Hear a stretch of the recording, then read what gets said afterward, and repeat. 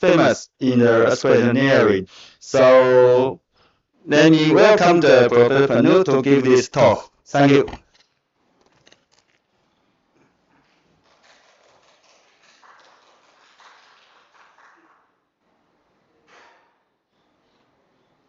Hello. Should I start now? Yeah. Okay. Good morning, everyone. First, I apologize for not being able to be at the symposium in person. I have to make it online. My talk is about the impact of a large magnitude earthquake in Myanmar on a large number of tall buildings in Bangkok.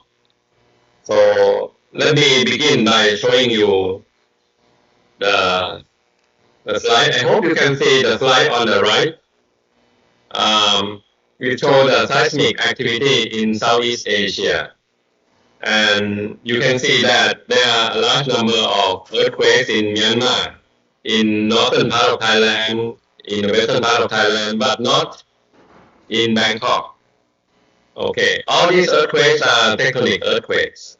They are produced by the movement along active fault, which is shown on the left-hand side figure.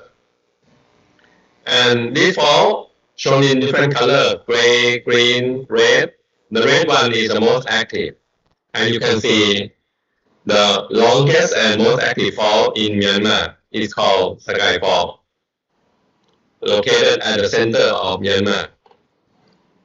Now, on 28 March this year, there was a seismic rupture, we call the slip, along the fault in the central portion of Sakai Fault. The rupture starts from Mandalay and down to the south to Naypyidaw, the capital city. It actually, the rupture created extremely strong ground shaking near to the rupture zone. So if you follow the news, you can see that there were many building collapse, a large number of casualties in the red zone, in Mandalay, in Naypyidaw, and many cities along the way. Now, the ground shaking intensity is reducing. The intensity is reducing as the distance from the rupture zone increases, which is quite normal for most earthquakes. What is not normal is Bangkok. The ground shaking intensity becomes strong again in Bangkok, which is located around 1,000 kilometers away from the rupture zone. Now let's see. The main reason for having strong shaking in Bangkok because one of that is because the top surface soil condition is a very soft soil. I think most earthquake engineers know well that the soil condition, especially near the top, can modify the ground shaking intensity. Soft soil tends to have a stronger shaking by the soil amplification effect. So in Thailand, the area around Bangkok is extremely soft, so it can amplify the ground shaking. I think moreover, when we take a close look at the Bangkok area, you find that Bangkok is in fact a large soil basin, large and deep soil basin. The basin is extremely large. If you measure from east to west, it's about 150 kilometers. From north to south is about 100 kilometers. Many provinces are inside this basin. And the depth to the bedrock is around 800 meters. My research partner and I have spent many years trying to study this basin and identify its dynamic properties. We found that this basin can amplify earthquake ground motion many times. 3 times, 5 times, or sometimes 10 times. And it's actually amplified only low frequency seismic wave, or we can call this long period ground motion. After the amplification, the top surface movement will be long period type of movement. And this type of movement or ground motion will give an impact to structures with long natural period due to resonance effect. And in Bangkok, we have many structures like that. These are tall buildings. As you know, more tall buildings have a long natural period. So let me show you the video showing the impact. First one will be one ดินไหว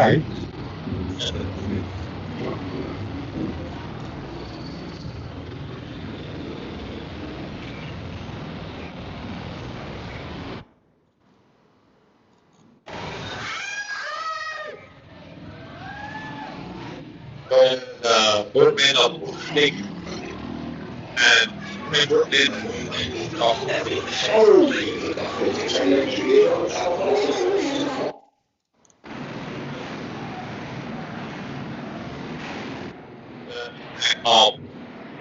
thinking through Tesla's value system of Bangkok.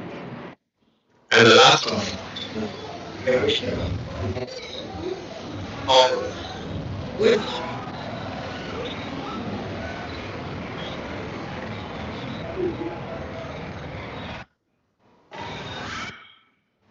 okay. Well, this animation will explain more in detail. You see in this animation we have 3 buildings. The first on the right, on the left is a 50-story building with natural period of 5 seconds. And now the ground is moving at a 5-second period. So it produces a strong effect to the tall building by the resonance amplification. Now the ground motion move at a period of 2.4, matching with the middle building, which is about 25-story building. By the resonance effect, this building now have a strongest effect. Now when the ground motion move at the period shorter than that, 1.1, it produces resonance effect to small building with natural period about 1.1. So this is a kind of a selective amplification effect by resonance. The case of Bangkok are more like the case 1 and case 2. The basin itself amplify only long period ground motion. So it produces a strong effect to tall and middle one. So after knowing the basin amplification and knowing that we have many seismic sources nearby, near to Bangkok, then we arrive at a conclusion that Bangkok and surrounding province are at risk of disaster from this and large earthquake. I have made this slide many years before this event, and we identify 3 basic earthquake scenarios that are quite dangerous for tall building in Bangkok. So these include earthquake of magnitude 7 to 7.5 in Kanchanaburi province, about 200 kilometers from Bangkok. Earthquake of magnitude 8 along the Sky Fault in Myanmar. So the second scenario is close to what just happened early this year. The last one, earthquake of magnitude 8.5 to 9 at the Arakan subduction zone in the western part of Myanmar. So these are 3 possible dangerous earthquake scenarios for Bangkok. We actually have been preparing for this. We introduced a regulation requiring that buildings with a height above 15 meters need to be designed for seismic resistance in Bangkok. We developed our national standard for seismic resistant design of building and structure since 2009. The version you see here is the revised version in 2019. In our standard, we actually consider the impact from this kind of large earthquake. We consider the effect from soil amplification. We divide the Bangkok into 10 different zones to account for the variation in basin property. We provide the design spectrum for engineer to calculate the earthquake force from this spectrum. the spectrum vary with a different, in a different zone, vary with the natural period. So on 28 March, when the earthquake hit Bangkok, we have 5 seismic stations in Bangkok that were able to record the ground movement. So this is an acceleration time history from one station. It shows a long duration, long period ground movement. The duration is more than 2 minutes.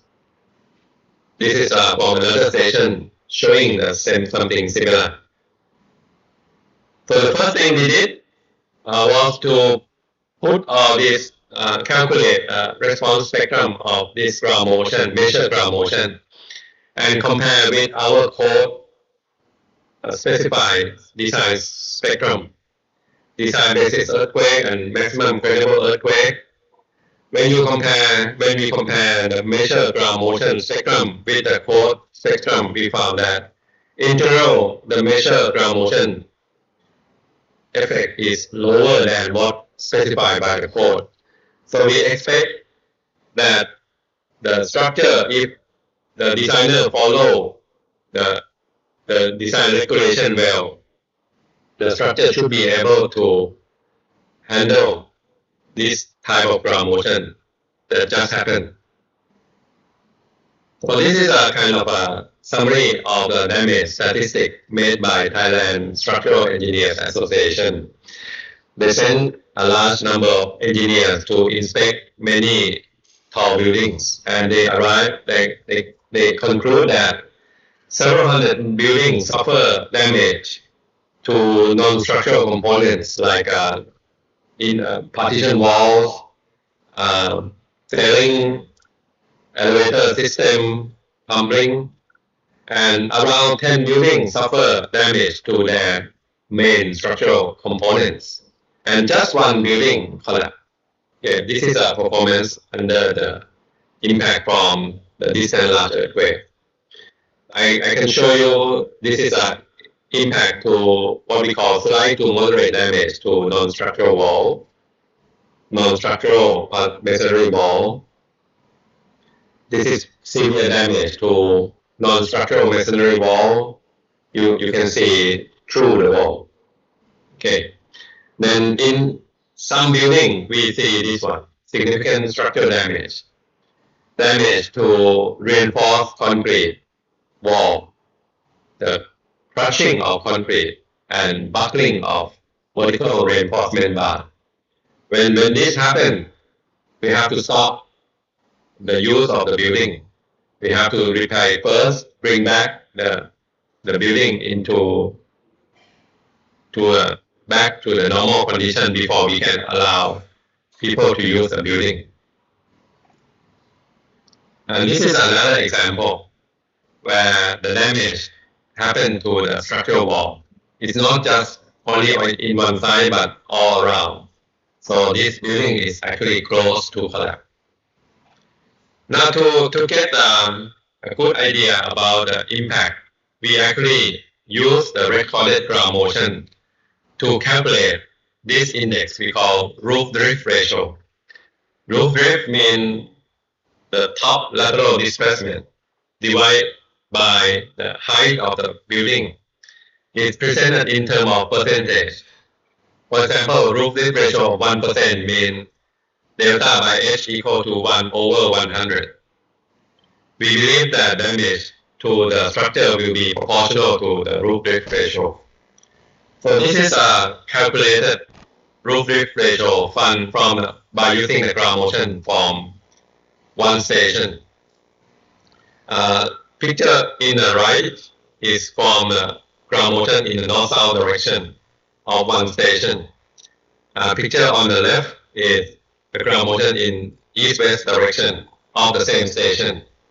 The vertical axis shows the roof drift ratio. They are all below 1%.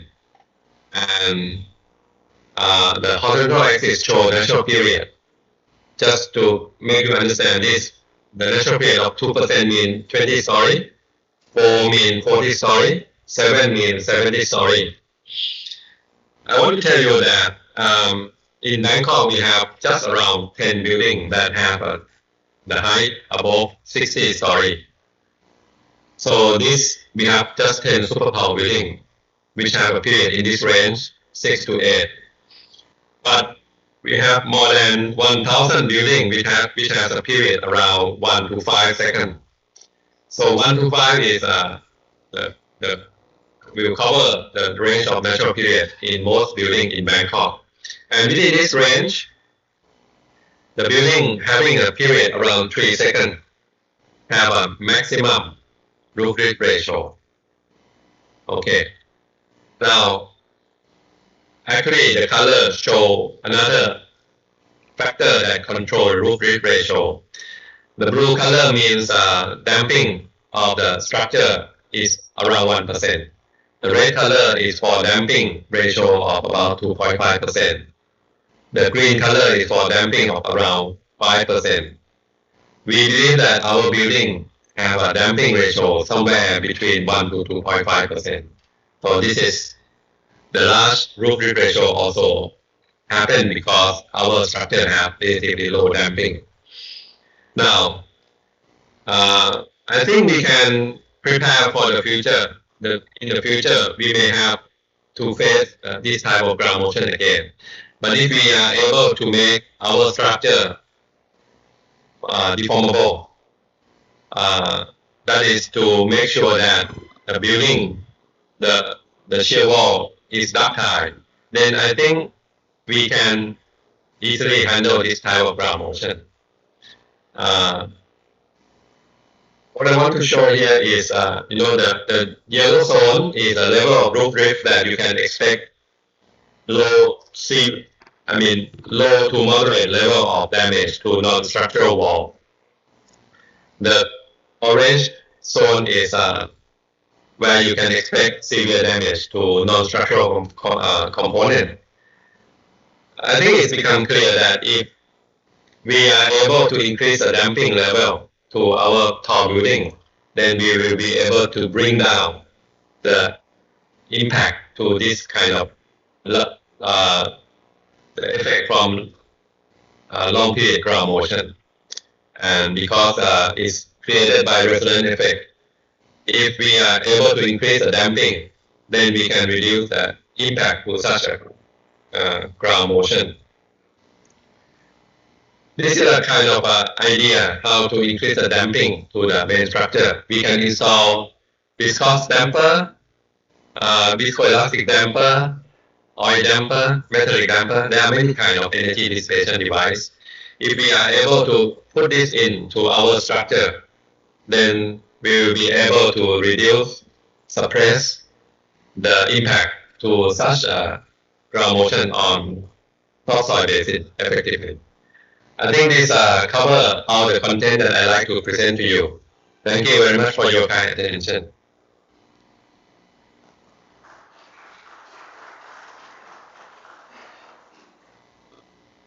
Okay, thank you, Professor Panu.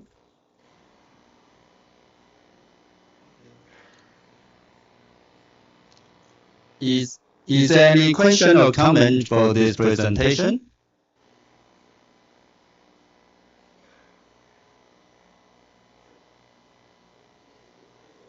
Okay.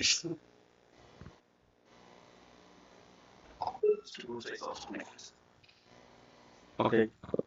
Thank you. So we are going to the next keynote speakers. Next speaker will be Professor. I cannot hear anyone. Yeah, sorry. Professor Boha, and your director of the Respo International Engineering in New Zealand. And so there are many experience in the earthquake engineering, and so yeah. So okay. So now we are to welcome Professor Bohala. Okay, not yet.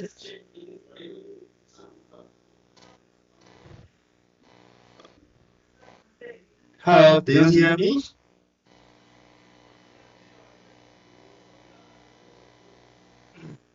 I'm here.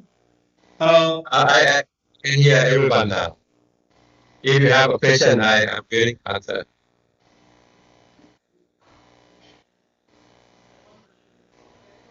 Okay. Yes, what type of strip?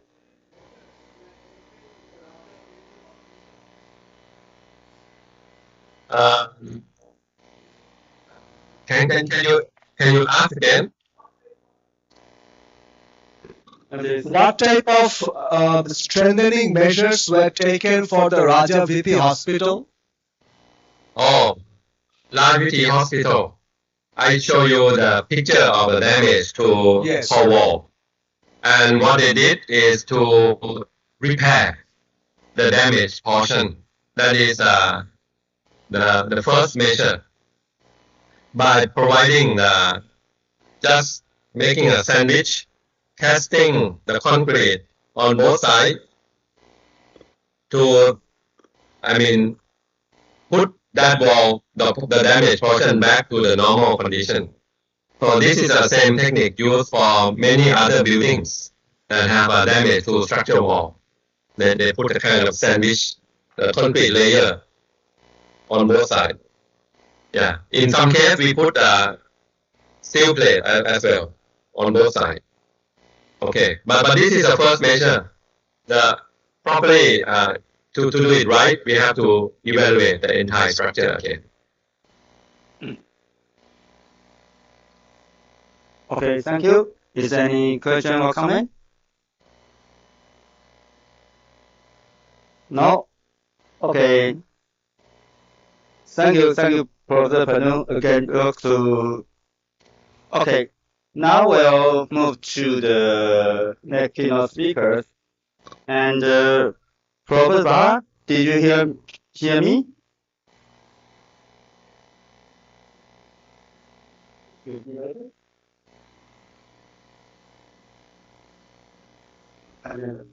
it ready or not?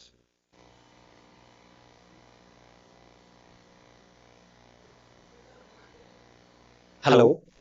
Bothra sir, are we audible? Hello.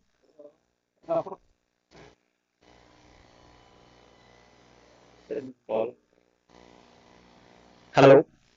Bothra sir. Good morning, sir.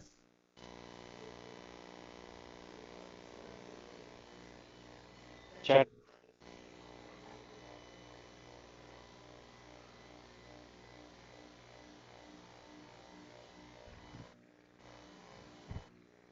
Professor Pasa, did you hear us? Yes, I'm here. Okay.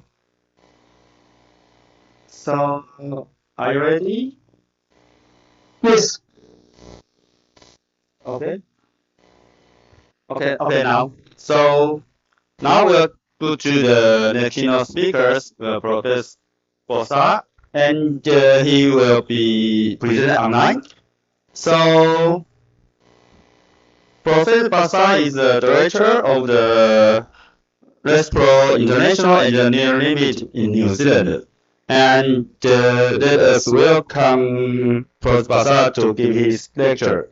Thank you. Can you see my presentation?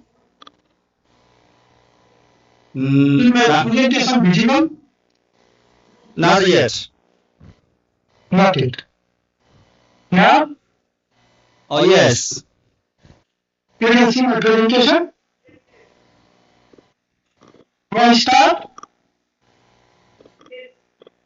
Yes. Okay, I will start. Hopefully I am audible. Yes, audible.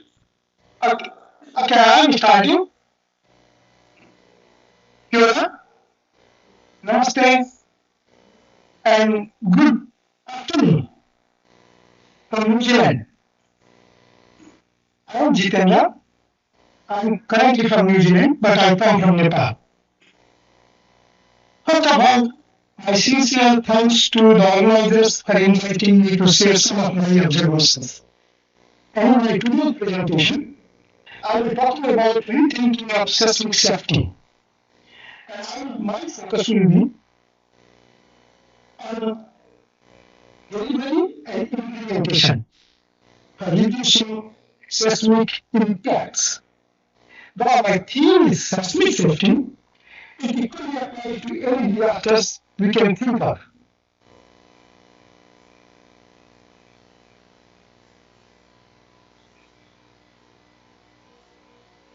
So, but before I start, let me share some of my observations or my personal reflection. So, it was year 1988. I was fourth year student of engineering, and the eastern Nepal was hit by a magnitude 6.4 earthquake, resulting in destruction of tens of thousands of houses and buildings, and death of more than 700 people. I come from eastern Nepal. My house was constructed of mud and timber. Though it was not destroyed, it suffered from damage. But my friends' houses were badly damaged or destroyed. I was very concerned. By then we had already studied complete, reinforced complete, and still building systems. But there are no portion or any process of stone or brick or wall or timber buildings. I am very concerned, so I went to my teacher and asked him, when will we study about these mud and brick and stone timber building systems? His answer was very blunt and very straight. These building systems, brick, stone, and mud, these building systems are rudimentary, they are primitive, dirty, and unsafe. So you must be learning about concrete framing, concrete buildings, and steel buildings. And then you emphasized all buildings must be designed by engineers and architects, particularly structural engineers. Only then we can save people's life. It was very confusing for me because my friends had no means to construct a concrete building or a steel building. And there was no way we didn't know how to construct my friends didn't know how to construct a stone building or a brick building in Alberta. And most of my house, the viewers, was constructed of brick and mortar. That was very, very confusing. And because of our wrong perception, we lost opportunity to improve our building stock and left people to construct vulnerable buildings and let them die again. And I think we failed. After completion of my degree, I joined a consulting company where I was the same task of designing, structural design of buildings and construction supervision. I think I was very dedicated to my profession, very diligent, and very proud of my work. So I did very accurate designs and very accurate analysis. But whenever I went on the site, I realized nothing naturally what I had designed. And that was very confusing. I put so much technology in the design of building, and these contractors, builders, bomb builders, they had no respect for my design. They will construct it as they like, as they appear to me. And when I talk to them, they are very confused.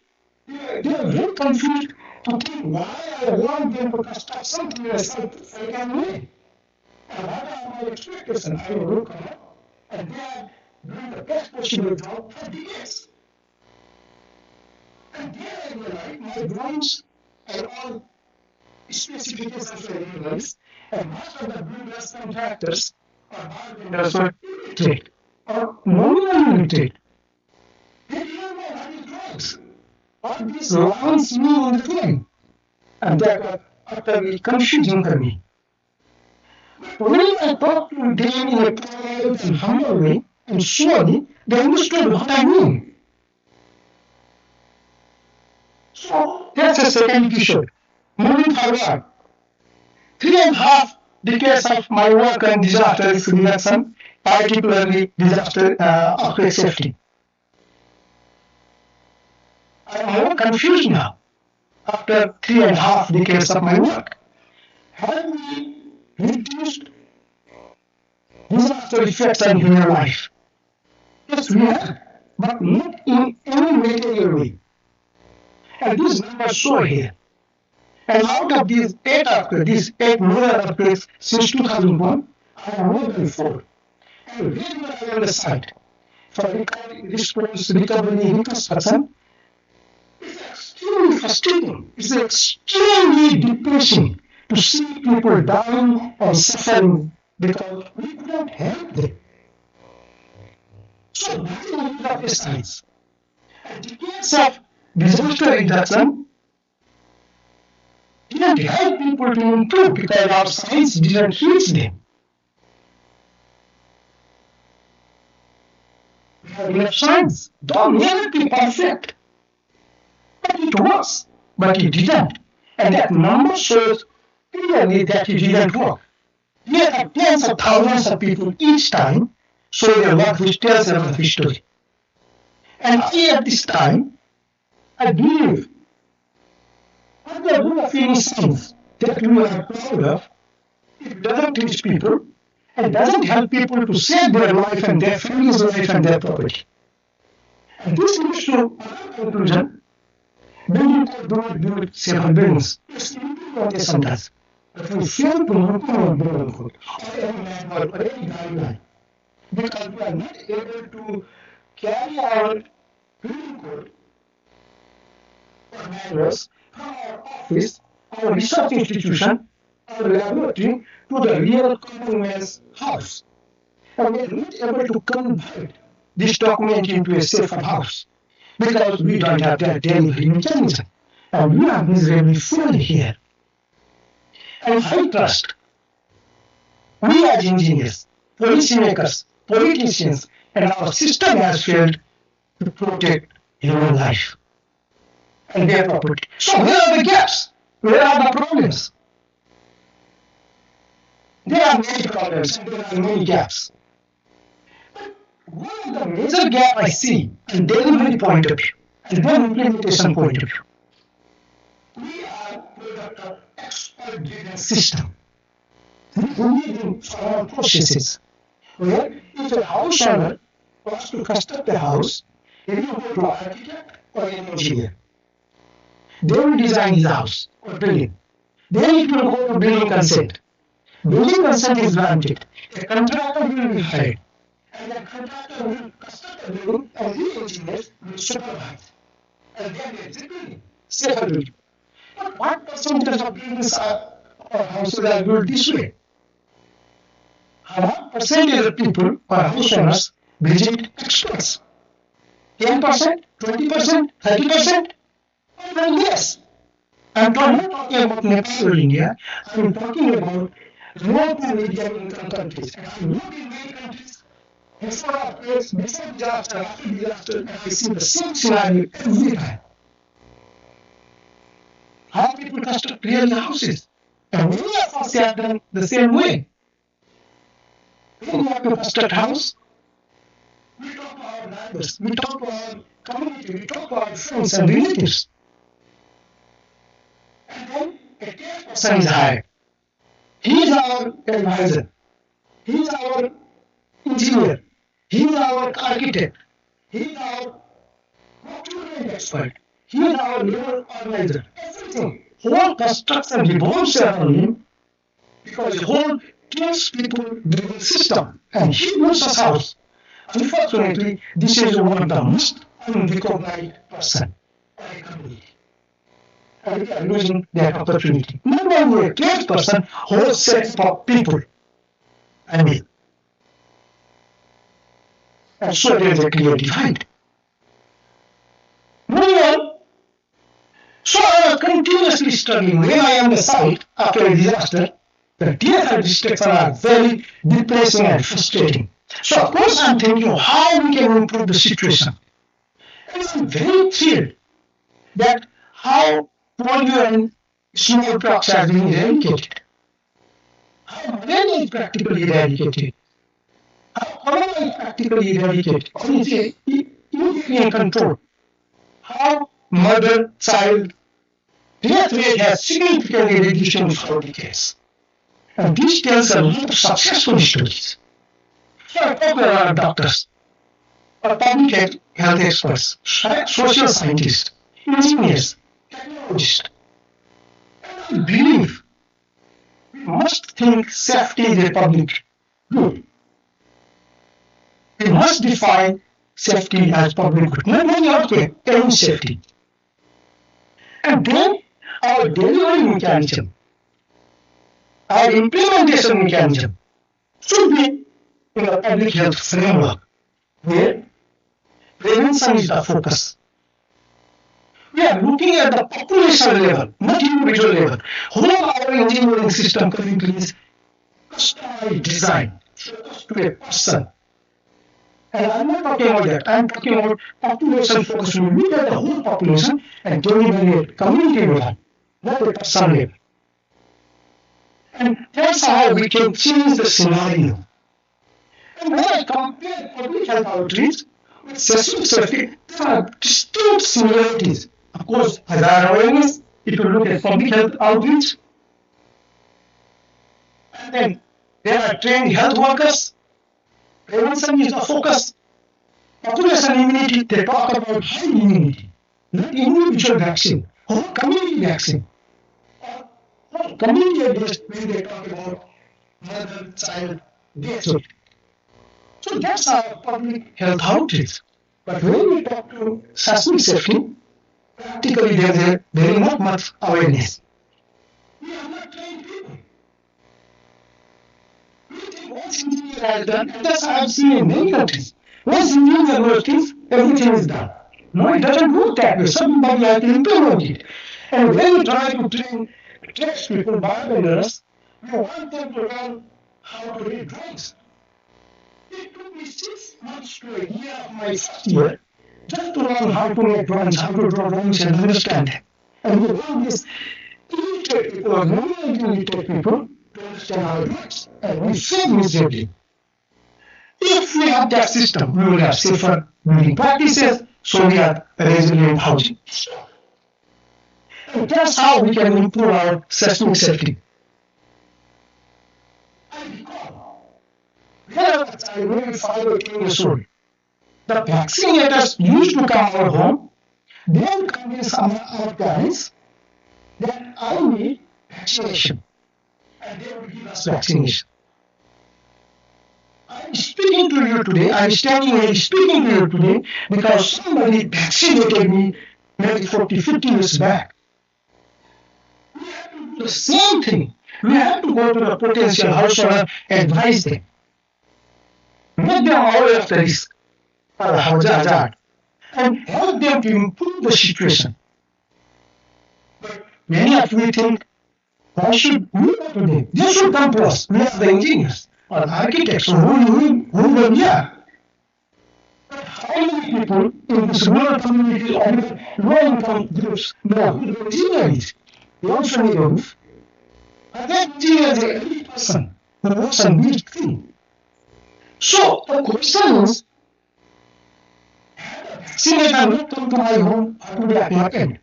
Most likely, one third of the people who are in this room would not have been here.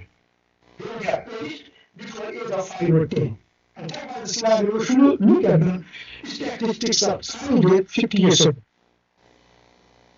And had we survived the smallpox or polio, we would have looked like this. Somebody vaccinated us, so we look handsome. Or we don't have this pockmarks, so we are surviving. And my children don't have this fish. So the smallpox polio was eradicated not because of the science only. It was eradicated because the vaccinator came to my home. So until we follow the same route, it is unlikely we will be able to reduce the disaster risk. I talk to many of my friends, especially engineers, and they think now engineering is very complex. We can't rely on barbender or the masons and carpenter for seismic safety. It's very complex. My simple question is midwife's job is less complex than us. What helps a mother, expecting mother, to keep birth, to a new child. It absorbs less complex. And if a nominally trained midwife can help birthing, while a trained mason or carpenter or building technologist trained in that mindset can construct simple, safer houses. Because what I see every time in any country, 60 to 70% buildings are very simple, or even 80% buildings are very simple, two-story houses. Simple buildings, do we need customized design for this, each building, as we think? No. Simple guidelines. Everybody in a simple language, and trained workforce. We don't do the scenario. I've seen that for the last more than 3 decades. Every time it works. But we are not able to follow that path. But the goal is not to replace engineers with these people, with these best people, or building technologists, or socio-technical experts. The goal is, I think we have to reinvent engineers' role. As in public health sector it happened. From doctors, they became public health expert over the time. So exactly the same, we have to reimagine our roles. We have to simplify our knowledge. Simple analogy I can put. Had giving polio vaccine a very complex algorithm method, should we think the polio would have been eradicated? No. There's a very simple guideline. If one drop of medicine into children's mouth, job is done. Why we can't think 5 things? If we implement 50, 60, 70% of the problem gone in our buildings, and I see that happening. We can make very big list. But I find there are few things, if we improve, then we will significantly improve. And perhaps it's safe. We should focus on delivering impact and scalability. And we should collaborate with social and health sector. But first we need to change our mindset. That top-down approach, the expert-driven approach will not work because our socio-cultural and economic situation is different than the place in the first one. So take home message. Let's build fence around the cliff rather than just putting ambulance at the bottom. But for that to happen, we must reimagine seismic safety or any disaster as public good, or any disaster safety. And we should reframe our thinking. I'm not talking about all engineers should be building a health expert or going to community. Of course, same like in medicine. There could be different paths and they will cross over. There are customized service, there is a community service. A community level. And we must act collectively, think preventively, and design inclusively. And thank you. If you have any question, please feel free to ask. I am done. Probably I took a little more than I thought. Yes, thank you for your presentation and let us know the importance of the engineering design and the construction of safer housings. Okay, is there any question? Feel free to ask any question. Because my part is on delivery and implementation. Of course, I do engineering. But I see that's where the problem is. Okay, if no questions, next thanks Professor Pasar again. Thank you. Thank you. Okay. Yeah, so the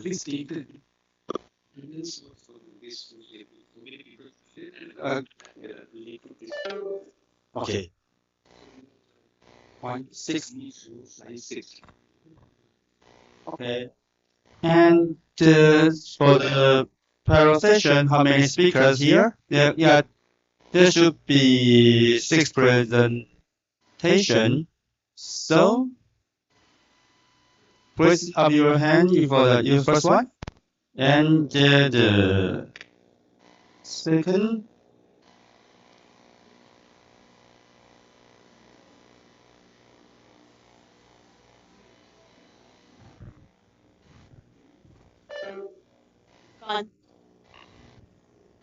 Kan Naval Adnan.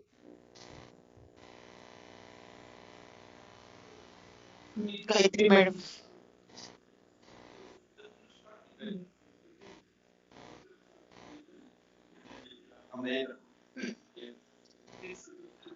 Okay, please.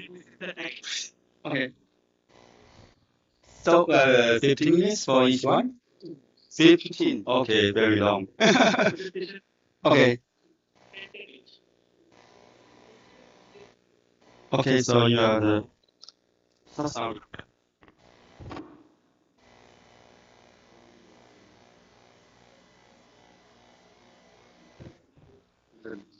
Yeah. Yes. Please. So the first presentation we are having is fire performance evaluation of ultra high performance concrete by Dr. Naval Kishore Banjara. Yeah, it will be a 10 minutes presentation. So after that we'll have question answers.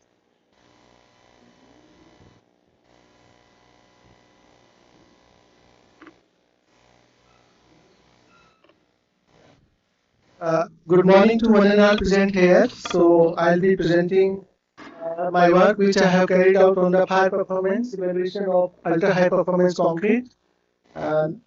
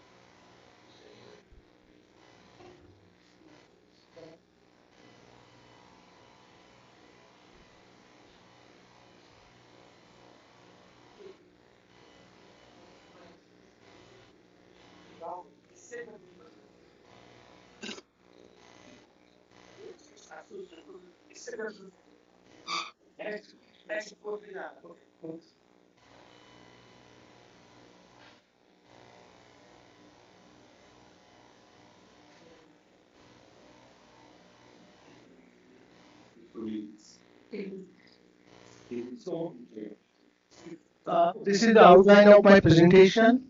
Introduction, objective of the study, then experimental program overview, UHPC mix design and properties, result and discussion, and conclusion.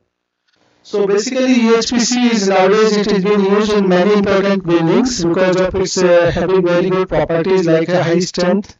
It gives very high strength like above 100 MPa, and it is having very good like superior strength and durability properties. The main reason for this is because the normal strength concrete it is having the permeance like it is having pores and all. But if you use the ultra high performance concrete because of the high density particle packing is very high, and the material which is being used like silica fuel and filling powder which makes the concrete as a dense concrete. Because of that it gives a very high strength, and when it is being tested in the leg flexure behavior, it gives a very high energy absorption because the load carrying capacity is high, and we are using the fibers in this, so that gives the ductility is very high. And one of the important factor, like when it can be, the section can be reduced as less as compared to like steel section. If you are using the reinforcement concrete, which is having sections are very heavy, but the UHPC, because of its tensile as well as the compressive strength is very high, we can reduce the strength, we can reduce the section as less as than like a steel section. It is being used in many important projects nowadays. It is having the many applications in the like in the bridges and transportation. It is being used. It is also being used for the landmark building, many landmark buildings, and then it gives a very good aesthetics also, and also it is being used for the defense purposes also. The main aim of this study that because the USPC, even though it is having very good property but it is when it is being exposed to the high temperature, there are many like disadvantages. Like it poses the unique challenges, low permeability because of the high density particle material, the high cement paste content, and risk of explosive spalling happens because when it is the concrete is being exposed, USPC is being exposed to high temperature. It is because of density, because of high dense material. When it is exposed to high temperature, the water try to come out, but because of there is no passage to come out, it will try to give the explosive spalling. These are the main material is being used for this for making this concrete: fine Portland cement, fine sand, quartz powder, silica fume, GGBS, super plasticizer, steel fibers, and water. The water cement binder ratio will be used very less, below 0.2. That only gives a very good strength. And these are the basic material is being used for developing this UHPC. PP fiber is having unique advantage because when the concrete is being exposed to high temperature at 160 to 180 degrees centigrade, these fibers get burns out, and that gives the like it makes the pore, and water it can come out from that. So these are the for developing this material, this UHPC we have used. These are the material that has been used. These are the process, and one of the important aspect in this, the curing plays an important role for getting the high strength. In this case, what we have done, we have first casted the specimen and then used the two type of curing. Like first after 24 hours after demoling the material, we have done the hot curing 400 degrees centigrade for 24 hours, and in the next second we have done the steam curing at 100 degrees centigrade for 24 hours, and then we have taken out the sample and did normal curing, water curing. These USPC also, like we have also done the study to see the thermal properties. Thermal properties at the ambient temperature as well as for the higher temperature. This is the when USPC has been tested for the compressive strength. You can see that it gives the we have targeted for 120 MPa and we could achieve up to 110 MPa. So this is the ISO 834 fire curve. So we have followed this ISO 834 fire curve.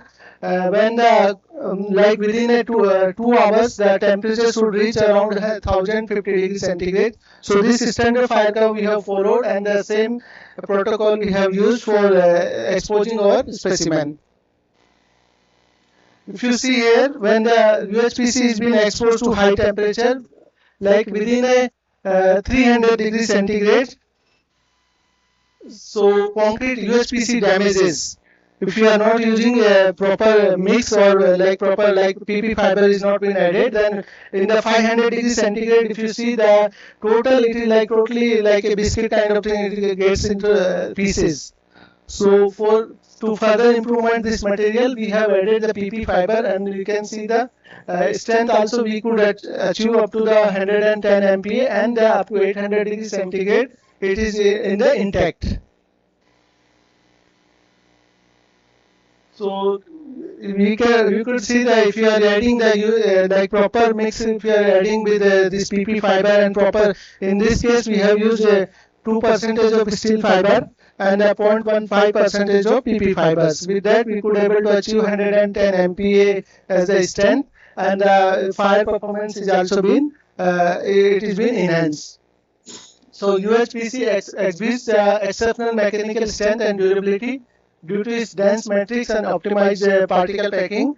Although its inherent low permeability makes it vulnerable to fire, it induces spalling. But if you are adding like proper mitigation studies by using the some PP fibers and all, it gives a good behavior. With the proper design modification, UHPC remains a highly promising material for model infrastructure and long-lasting high-performance construction system. In our lab, we are also trying for, we are doing some testing. We are having this two different sizes. Today maybe we are visiting two different sizes of furnaces. There we are also trying for the this material for the like full scale. Then we are also doing the testing for different like slab and then beam, or then maybe segmental slab, and also when it is been exposed to the high temperature, what is behavior. We are also doing some testing for the non-structural elements also in our laboratory. So with this I'll conclude that. Thank you.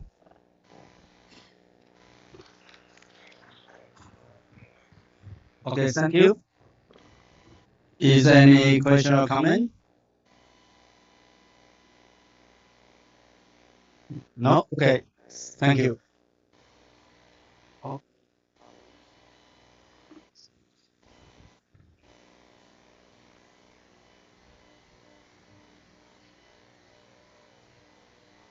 So next presentation is IoT-based subsurface snow temperature profiling unit for avalanche forecasting by Kantilal Solanki.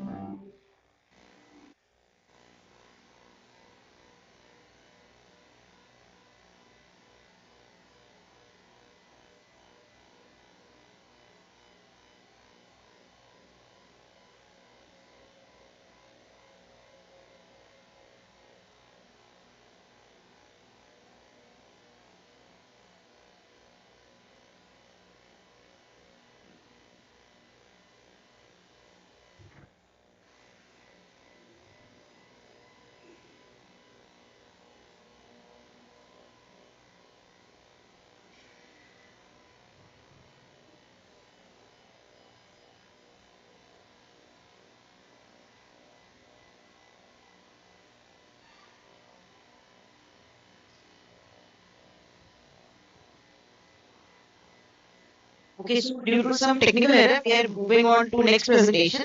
Applicability of Hilbert-Hume transform based approach in structural health monitoring by Ms. Gayatri Devi.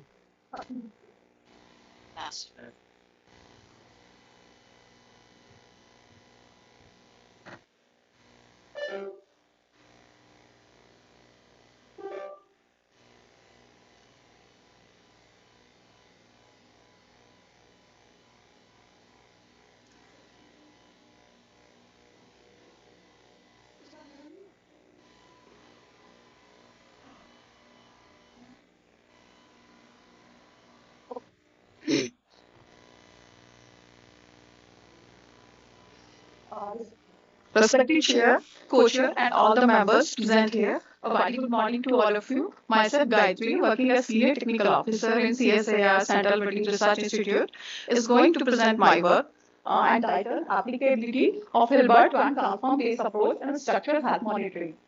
And the outline of my work is a motivation, introduction of HST, methodology, demonstration of performance, result, conclusion, and future work.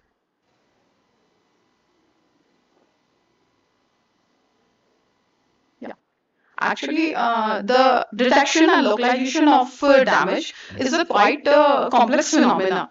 And the pupils are regularly getting interest in structural health monitoring, and in that, in vibration-based monitoring is regularly getting the focus of the researchers.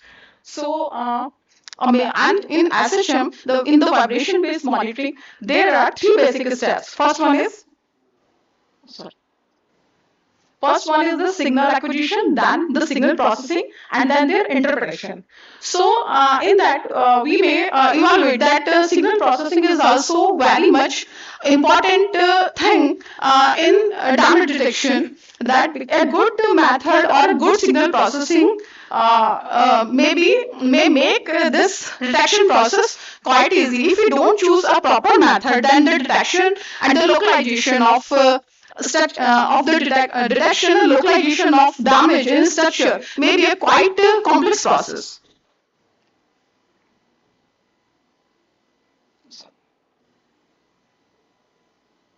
So, actually, the pupils are generally use only the frequency domain-based analysis for the detection of damage, while the vibration-based signals are non-stationary in nature. So, because of the non-stationarity of that signals, the joint time frequency methods, which are give simultaneously like a representation between the frequency as well as the time. So they are quietly like they are regularly getting interest of the pupils. So the pupils are regularly working like the quite new technologies like wavelet, some autoregressive models and HST and ST and other techniques also. So here I am going to represent the applicability of HST and damage detection. So HST basically is a quite innovative technique for the processing of non-stationary signals. It has basically two main dealings. First one is the decomposition of the signals into its intrinsic mode functions using the empirical mode decomposition, and then on that empirical mode decompositions, on that IMF. Intrinsic mode functions implement the Hilbert transform to get their Hilbert spectrum.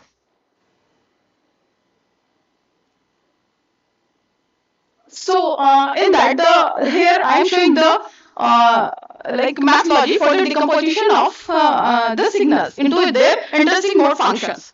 So in that, first actually the signal, the local minima and the local maxima of the signal is calculated, and then the upper envelope and lower envelope is calculated. Then the mean of that is calculated, that is subtracted from the main signal, and that is called a shifting process.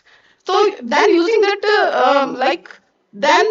getting that mean is subtracting from the main signal, and the resulting signal is also on the resulting signal the same shifting process is implemented, and then we get the IMF, and then that IMF is subtracting from the main signal, and the remaining signal is calculated as a new signal, and on that signal the shifting process is again implemented, and then get the new IMF, and this process is repeated till the IMF become monotonic.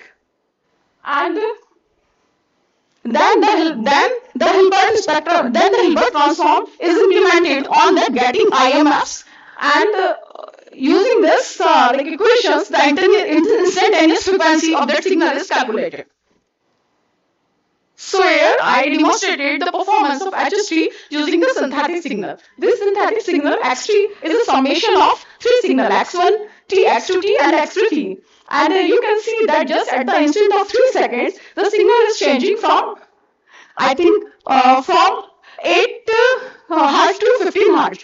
And from at the instant of 6 seconds, the signal is changing from 15 to 5 Hz, which is very much clearly representing through the spectrum of HST. Then I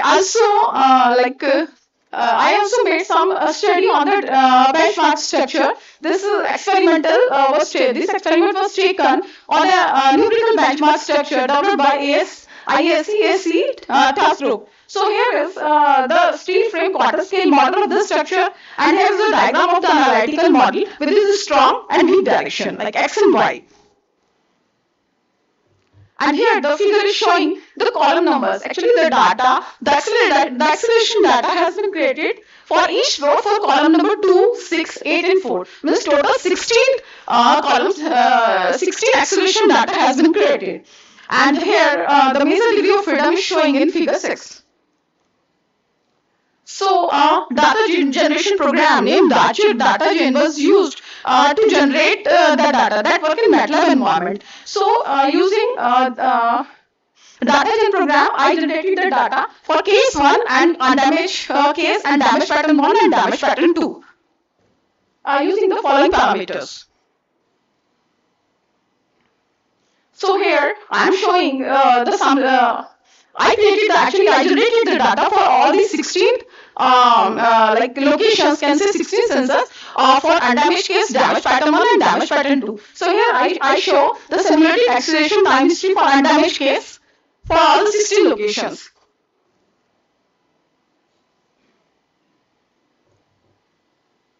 Here. And here actually then, yeah. Yes. And then what is?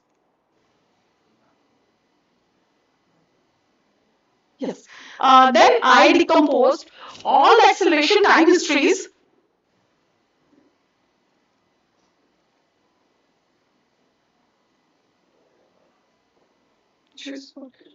Next. Yes, this one. This.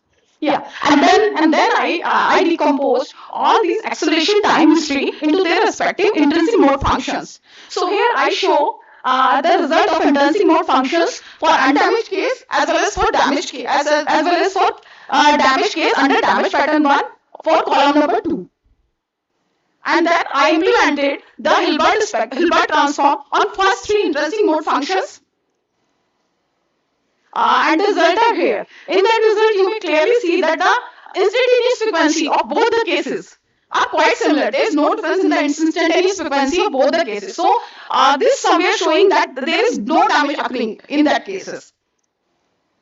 Then again, I am showing here the intrinsic mode function of both the cases at column number 6. Undamaged case as well as damaged case under damage pattern 1. And then I implemented the Hilbert transform. I implemented the Hilbert transform on first 3 IMFs, and the result of Hilbert spectrum is showing here. So in that, you may see that the instantaneous frequency of both the cases are quite changed, which is clearly showing that there is a damage is occurring there. And to localize the damage, actually, the damage index I also calculated, which is the difference of the median of frequency of undamaged case as well as damaged case. So in that, actually, when I calculated damage index through this differences.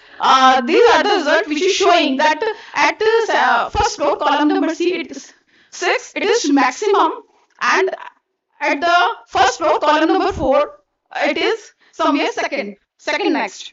And the rest, it is very minimum. So same way, as we generated the damage, then the damage was, we removed the process of first floor. So naturally the damage will be maximum here.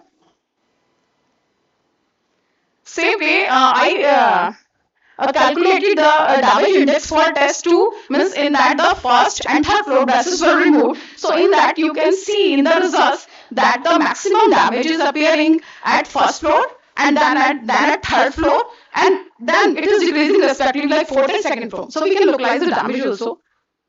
And conclusion. So I check the applicability of HST through the synthetic signal as well as the benchmark structure. This joint time frequency method has a good potential to show applicability of structure health monitoring.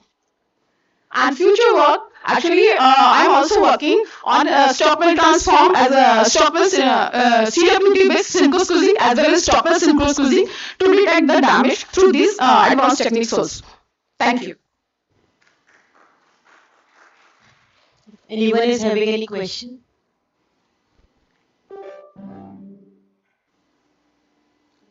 Thank you, madam. Thank you.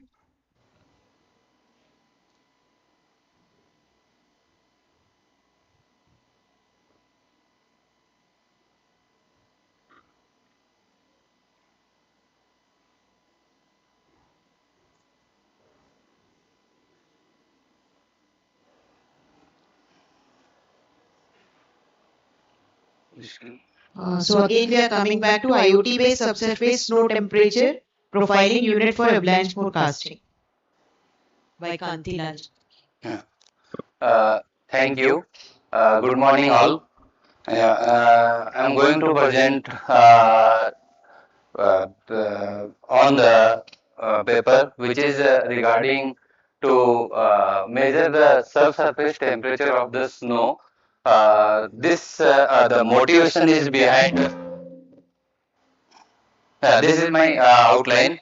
The motivation is behind for the making this work regarding, the avalanche is like a rapid flow of snow or ice over the hill. So it's a just a natural phenomena, but it become a disaster when it's going to destroy the lives, damage our infrastructure. So to prevent, if you see like recently more than 1 decade, this area is becoming the more concern about this. So the reason for having the avalanche is maybe there are the number of causes such as like heavy precipitation, snow and wind flow, high wind flow, human activity may be one of the reason, earthquakes, snowfall, steep slope, different layer of the snow, even the snow behavior, even snow morphology is also vary from site to site. So that may be the some snow morphology is more like we say more towards like having intensity to having the fall and the temperature also. So these are the some causes, but it may be the one of the cause. It may be the combination of the all the different factors. So to if I will say right now I am presenting only the measuring the snow subsurface temperature. This also, if we see the literature, this is also a very important parameter. If you see some avalanche where it came, this is the only reason where it was avalanche came. Okay, so if you see like if you are measuring the subsurface temperature manually, it will be very difficult. So we are thinking, we are making a different layer of this temperature sensor, and we are measuring the temperature, and to from the site we are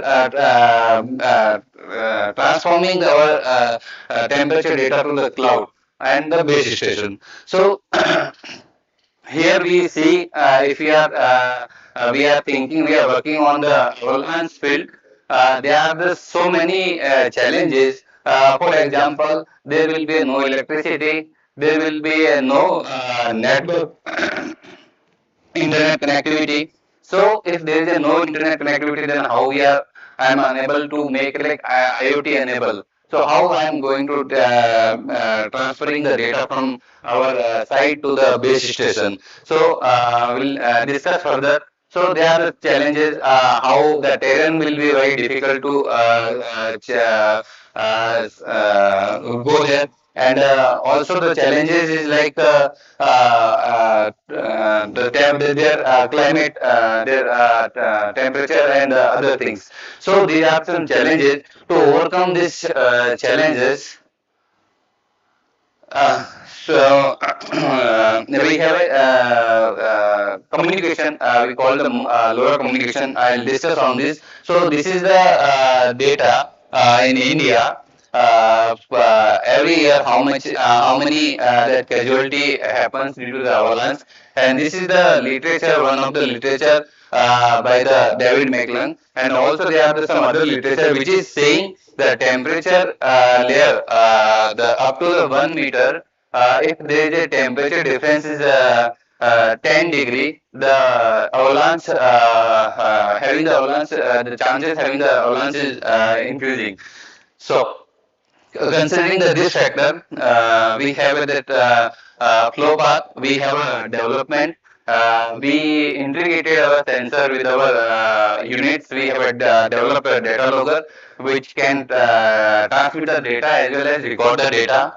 And we have a lab test to check our feasibility of the sensor, and then implementation, field implementation, and then data collection. So this is our flow path. If I'm saying about our architect, that unit we have architect. So there are the two units. One is our transmitter, another one is the receiver.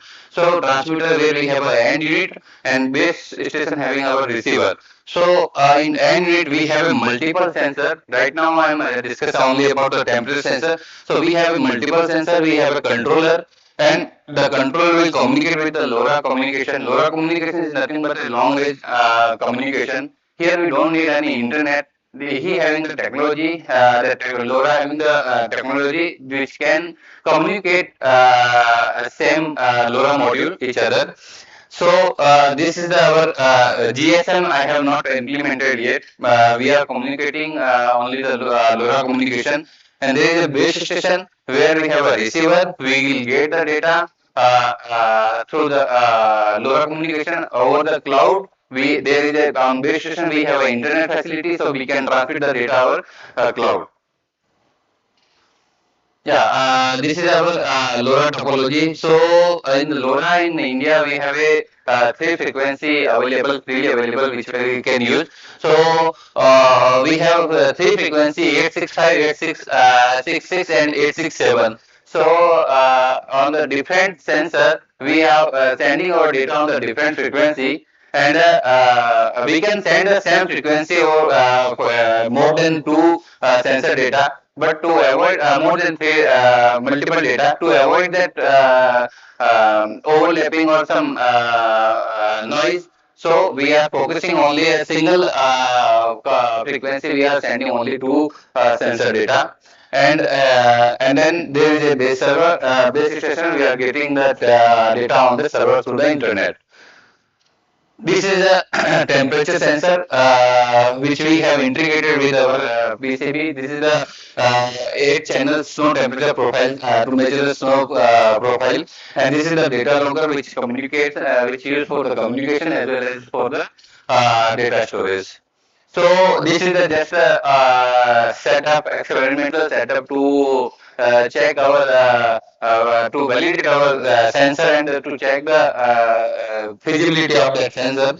So we made around 1.5 meter heights that wooden block. We put fill that ice.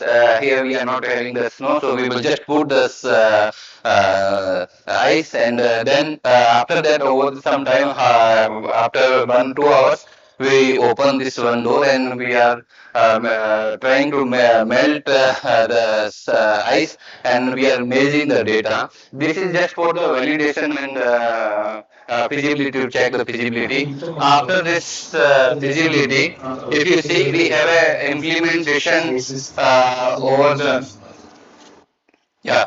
If you see this sensor we have implemented on the Manali side, we have a two side. One is the MSP10, another one is the Roorkee. So these are the sensor, 8 sensor, temperature sensor. So in Manali side, the snowfall is around more than 1.5 meter. So we put this sensor in between 25 centimeter. So yeah, this sensor, we after the installation, this video you will see this motion that yeah.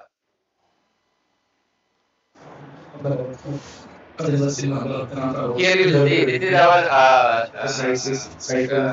system is installed, and this is the base station where we are getting the data. We are communicating the data through the LoRa communication. So the distance is around more than 1.5 kilometers.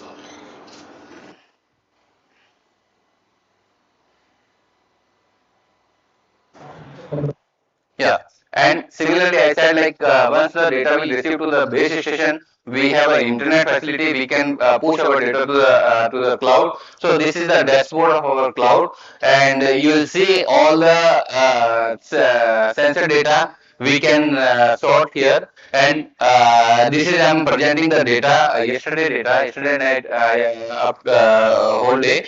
So the Manali, if you see the temperature profile here around minus 9 degree, minus 8 degree here you'll see. So we are measuring the data. This is the for one temperature data.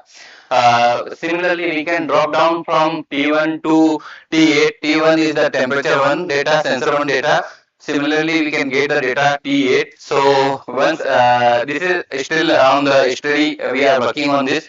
There, once the snowfall will be there, we'll get the data how much variation the temperature in between the snow layer. So yeah. So conclusion is about I'm not concluding like we have temperature data, all the that snow profile data, but the conclusion is that we have a design, we have a developed, we have a lab tested, and we implemented our sensor as well as our all the communication module. And we are getting properly data up to like yesterday. This I showed that data yesterday data. So I'm receiving the data without any error. So we are waiting for the snowfall. Once the snowfall will come and we'll get the snow profile data. Yeah, the future work is like we will integrate more sensor. We'll deploy the sensor in more in the Himalayan region. Thank you. Any question? Any questions? Yeah.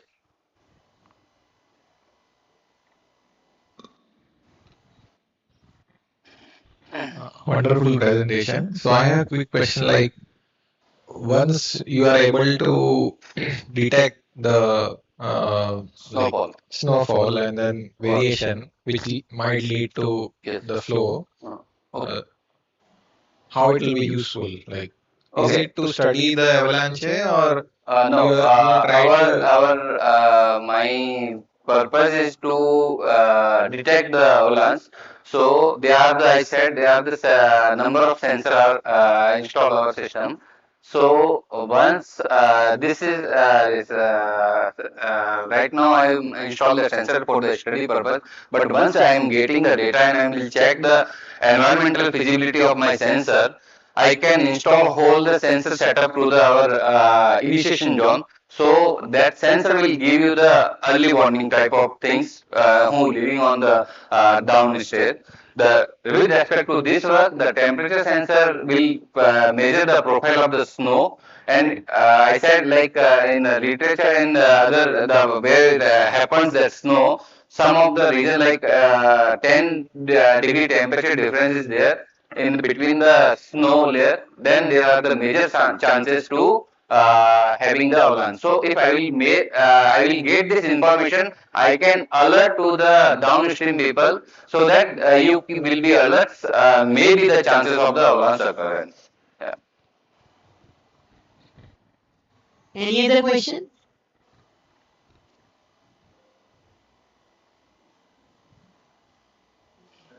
Thank you. Thank you so much.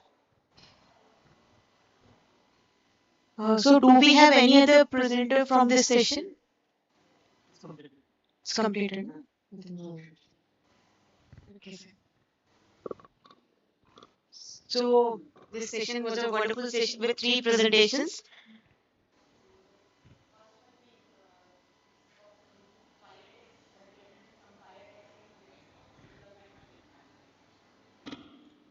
So the first presentation was like they showed us the fire testing of ultra high performance concrete and like what are the various testings they are doing at CBRI. Then the next presentation was based on structural health monitoring and how they are using the different transformations and other approaches. Then the last one was on IoT based sensor they are developing for avalanche forecasting. If anyone has any views on this or they want to say something? Okay. And over it to you, sir. Okay, I think we'll close this session. And thank you. And that's the tea time. And we come back 11 o'clock. Yes, thank you. Yeah, thank you so much, sir. Just give me a minute, sir. Now I would like to request Dr. Anindya Pine to come up on this stage and present a memento to our chair, Dr. Jun Fuchai.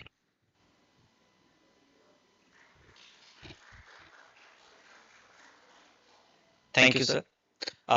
Now I request sir again to present the memento to our co-chair also.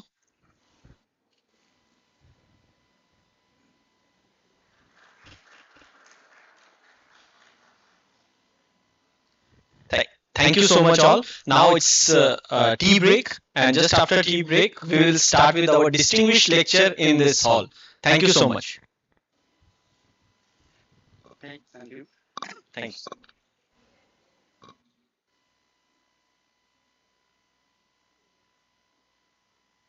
I think the question is over. I can hear you, but it's okay. Okay. Sir. Hello. Sir, thank you so much both of us, sir. It's a tea time. Okay. Sir. And Professor Penang, thank you so much for joining us. Thank you for having me here. Thank you. Yeah, thank you so much, sir.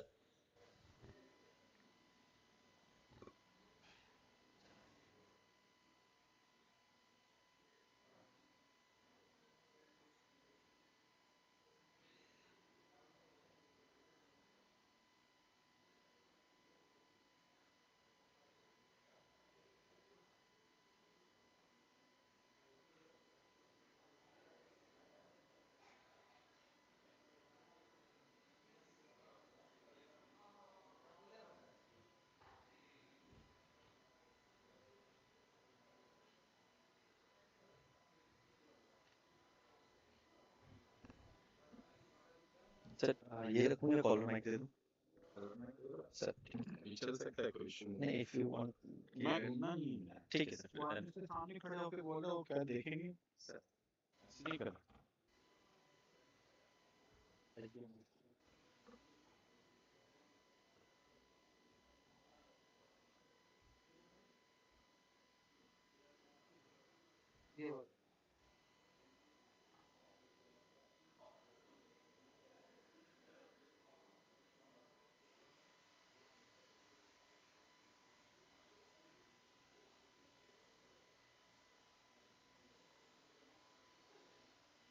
क्या collar mic दे सकते हैं दे दीजिए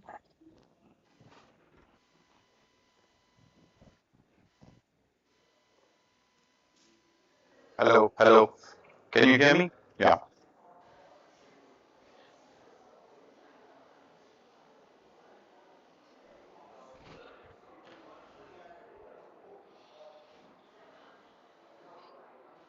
ये नहीं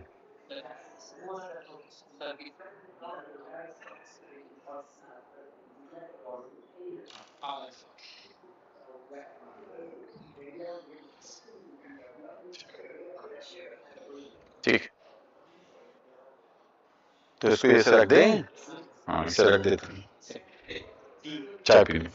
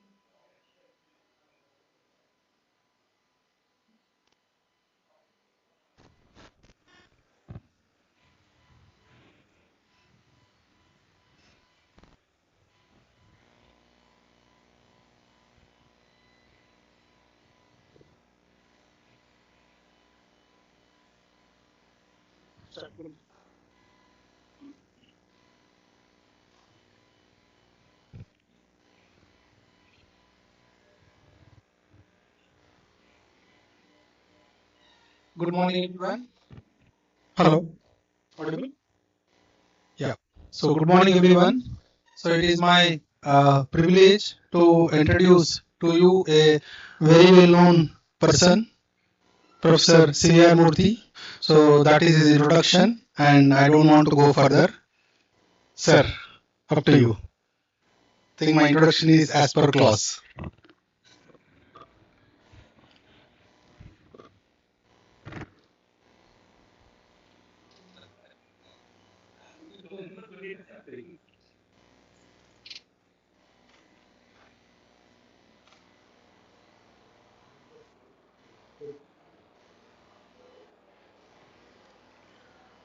Good morning, ladies and gentlemen.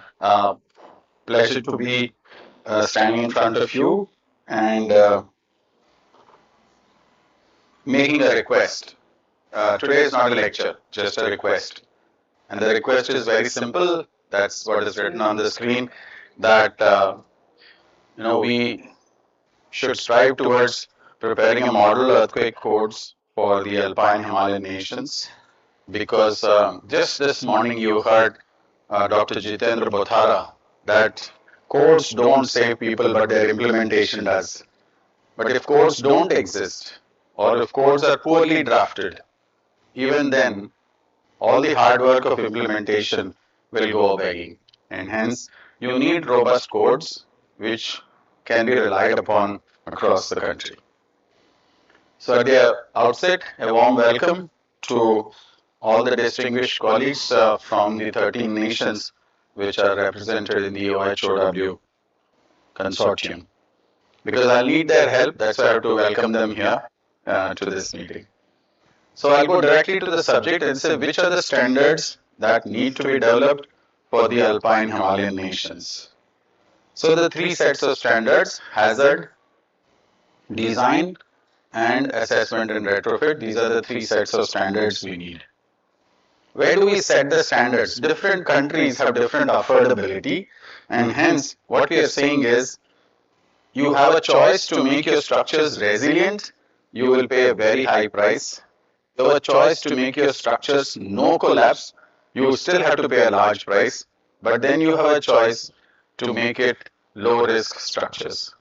And that seems to be the middle path in this divide of full resilience to no collapse to in the middle balanced risk, and that risk you will define for each nation separately. That is where we stand today in setting the provisions of standards suitable for different countries. So that's what I'm pitching, that it is possible for us to go somewhere in the middle and still reduce cost. Since there's a huge cost consciousness across the country and other nations also, I would think that we need to quantitatively demonstrate that the new provisions will reduce risk significantly. Now, also, the current building stock is very large in all the countries in proportion to the number of technically competent persons available in the country, which means that we need to have a graded approach of assessment and retrofit. And that is what we're pitching, that we will have 5 levels depending on your competence and capability. I'll give you the example of India. You have these 5 levels which require different levels of rigor and different levels of time needed for different quality of assessments. If you take India, we have 300 plus million houses, and if you take earthquake prone areas, 200 million, and in that, if you pass level 1, most of the structures will fail, and so 190 million will go forward. If you do level 2, then you will bring it down to about 20 million. If you do level 3 to 2 million, you go to level 4, 2 million, and 5 to 2 lakhs, which is still a large number. 200,000 to be done by the advanced method is a Herculean task and virtually impossible, right? But it is possible for us to stop at level 3 and fix all structures based on code initiated practices. We have tested methods of retrofit of structures, and so my prayer is that when we develop standards, we just don't develop the standard, but also develop the guiding documents along with it, which are the commentaries, the design aids, the solved examples, and the textbooks. For both the tracks, assessment and retrofit of existing structures, as well as making new structures earthquake resistant, for both of them, we need this entire series, right? The second question is, why should we have a model code for all of us? That's the second question. The reason is, the countries that we are talking here have the highest hazard in the world because they are at the interplate boundary. In the 1980s, there was a program called the Global Seismic Hazard Assessment Program, and they did an earthquake hazard of the whole world and came up with this map and said the highest hazard is sitting in this alpine Himalayan belt. And that is why I am suggesting that the countries which are hovering around the alpine Himalayan belt should come together because we need to protect ourselves against this. One of the important points is this is interplate boundary, and more so this is where the hills are, and so there will be a lot of near fault effects. You understand, earthquake is a displacement under the structure, but interestingly all colleges say that earthquake is a force, and that is where the first mistake happens in academia itself. We have to change academia ourselves and then change the language saying that earthquake is displacement and force is induced. Force is not applied by the earthquake, but force is induced during the earthquake shaking. So we not only need to account for the inertia forces, we need to account for the deformation that is induced in the structures. One of the key demands that is imposed under the structure is the near fault pulses, large pulses that happen at the interplate boundary. The ground is slipping suddenly, and you will see in the direction of the slip, there will be a certain movement which is on the top side, and perpendicular to the direction, there will be a sudden jerk, which is the worst effect that you can get as something banging against each other. These two effects, when you put them under fault parallel and fault normal conditions, you will see that they'll produce a much different response in structures than the normal far field spectrum that we have been using. What you're noticing that the red curve, which is the first Himalayan hump, is what we are designing for, and in the near fault, you're getting two Himalayan humps, the lesser Himalayas and the higher Himalayas on the spectrum also. Two humps you have to design for. Let's look at it differently, the one that you know familiar. This is the spectrum all of us designed for, but that is what is related to far field and not near field. In the near field, the spectrum is radically different and the forces are larger, much larger than what we are estimating right now. So none of these standards worldwide are actually accounting for this large displacement, can be up to 3 meters or so in the design of structures. And this is my appeal that there is an urgent need to account for this. And if you add soil flexibility along with near fault effects, then you will see that the numbers will vary radically. There is a temptation in the engineers to make the building flexible because they can reduce design force, but the headache that they will face is large displacement. And that, since the clauses are not there, the codes, the designers are getting away with that, and so you're noticing the tall buildings that are getting built. Recently in Hong Kong, there was a big tornado, and all the 100-story people for 3 nights were mopping their houses because the glass window to the concrete wall junction became loose and water came inside. All the rich people of the world were mopping their houses. All of you should take a smile on that one, right? It's not for the poor, it's for the rich. The second headache that is happening is whenever you record ground motions, In 1970s, we came up with a protocol of correcting ground motions. And we are correcting all ground motion, including near fault. So the slip that is there is being removed and made as zero slip condition. This is incorrect. Internationally, this is happening, and India should lead in not doing this and appeal to the OHOW countries to join this and not correct their ground motions. Right? We also see that there are GPS instruments which tell us that there is a physical movement in the proximity of the near fault conditions, and with that we should be able to check whether our acceleration records are correct or not when you correct them. So formally, if you look at the summary of this, there are some nations that are addressing this near fault conditions by multiplying some factors on the forces, and some nations are adding displacement also on the forces. But that's through a lot of R&D. But most nations are not doing anything at all on the near fault condition. India and Nepal are seeing losses, huge losses, because we are sitting on the hills and we are not accounting for the near fault effects. I'm sure that the situation is similar for other nations which are at fault. So we need to have formal provisions, basic provisions to begin with, which account for near fault effects. Right? We can take help from some of our colleagues who have advanced earthquake provisions in the OHOW countries, and they can tell us how they have addressed it, and we can begin with something simple from their experience. Second reason why we should do it is we have shortage of manpower. When we talk about manpower, we require earth science people, geotechnical engineering, and structural engineering personnel. Right? These three verticals are fundamental for us when we talk about near fault effects and accounting for these pulses.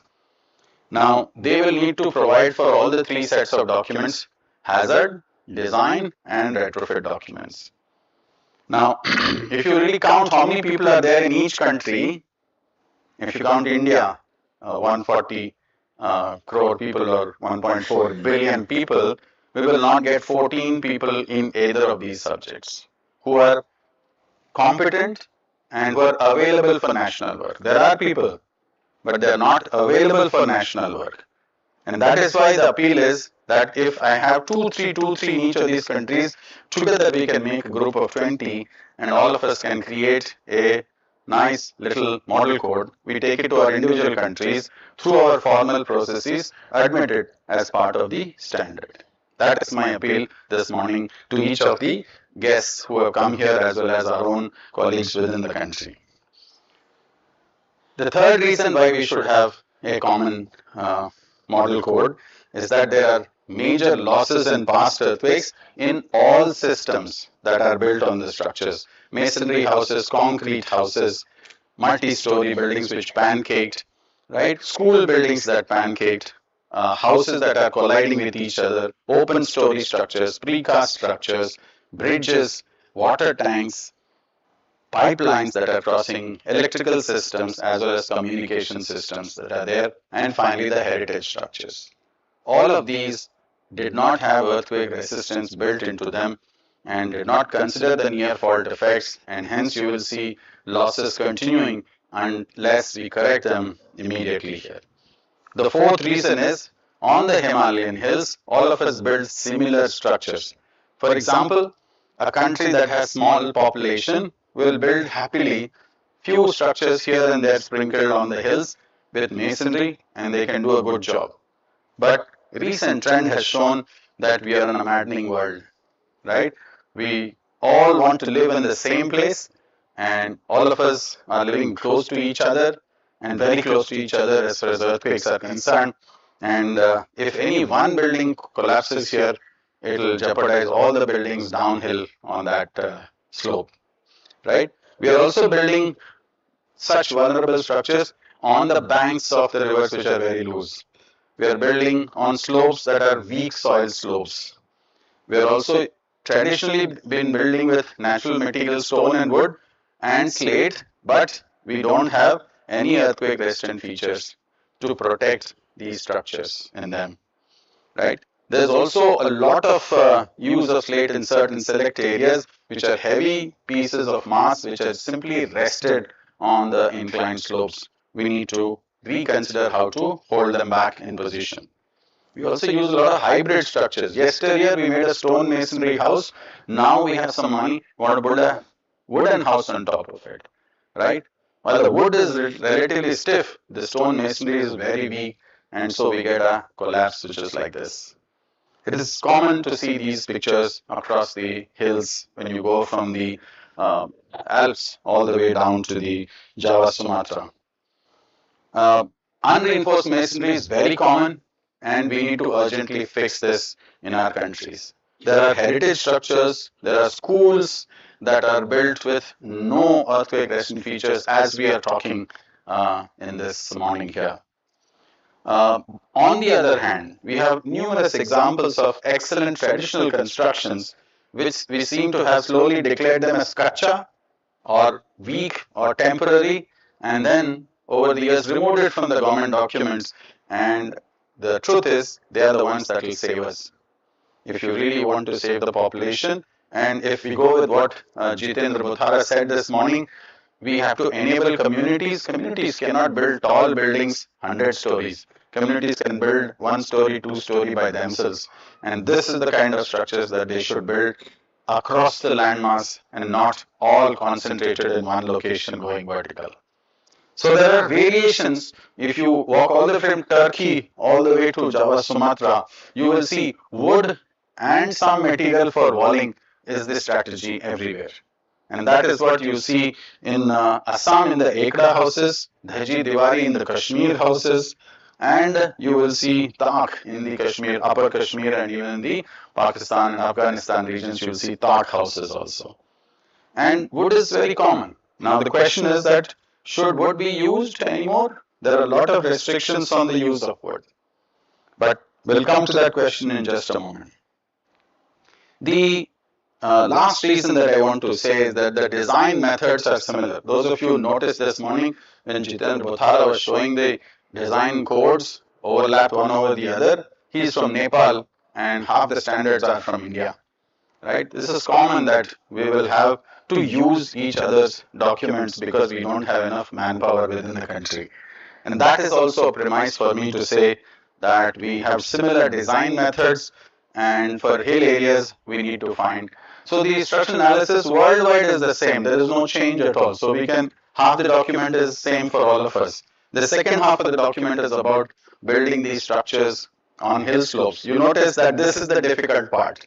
That overhang, that cantilever, that stilt area, that triangular portion is the difficult part. Same is the story here in buildings that are on hill slopes, there's a triangular portion.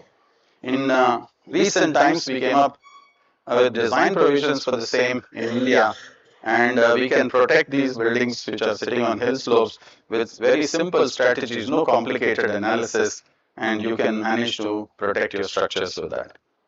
Who will do this is the next question. And what I'm requesting is that if we can get volunteers, 1 or 2 from each of these countries, we can put together their work into a pair of covers and share it with all the nations. Those who are not part of OHOW also can take advantage of it, and that is the service that I'm looking at. It's not a selfish motive, but beyond that also we have to think. What is the mode of working and interaction? How do we do it is the next question. So we create all these manuals of good practice that I listed before, and the base documents will create on online meetings, and the customization for each nation we will do through in-person meetings, because that will require a lot of negotiation, a lot of impromptu decision making. And so it is possible for us to create the base document which will be generally agreeable with all the sound principles of earthquake safety embedded in them. I'll close here by adding some thoughts. We have a large number of people to be trained at the engineer level and at the artisan level. You will say, I will start them parallelly, but what it seems today is 4% of the engineers are 4% of the total workforce is engineers, and they are required to be standing at the site for doing construction. But today that number has dwindled very low. As a consequence, 80% below, which is the artisans, are in jeopardy because they don't know how to do it correctly.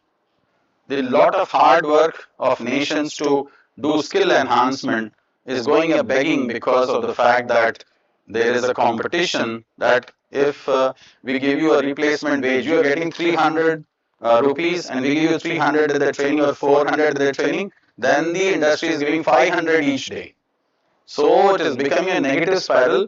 After getting that certificate, they are not having any extra advantage in the practice, and hence we are seeing an uphill task as far as the training of artisans is concerned. But if the engineers are not there, we are in deep trouble. We need to do a large amount of capacity development.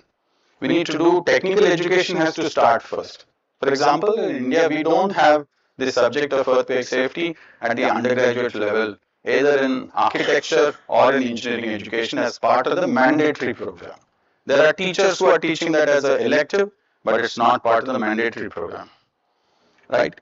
We need a large number of practicing engineers to be told that design is one part of it, assessment is the second part of it. You have been taught only the forward loop in colleges, but you need to learn the reverse loop because that is what defines collapse, no collapse, or risk, and so on.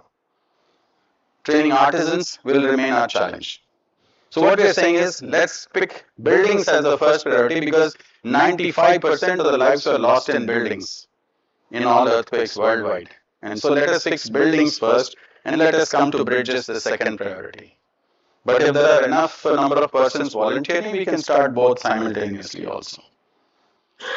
So what's the roadmap for us? First we'll fix no collapse, then we'll do some low risk, and then we will do resilience.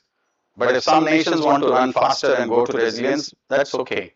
But as far as most nations are concerned, I suspect our first priority, looking at the numbers which Jitendra Buthara showed, which are tens of thousands of people dying and lakhs of people injured during earthquakes, and tens of thousands, 10 lakhs or so structures getting damaged is not a small number for us to face. So my suggestion will be that we'll build working groups for each of these tracks within the OHOW countries. Earthquake safety is a matter of human dignity now, because I don't want to see any more triple digit or 4-digit or 5-digit numbers in any presentation in the next 10 years. I want to see that number come down to a single digit, which many nations have done worldwide. So we have to learn from those experiences and build that in our countries also.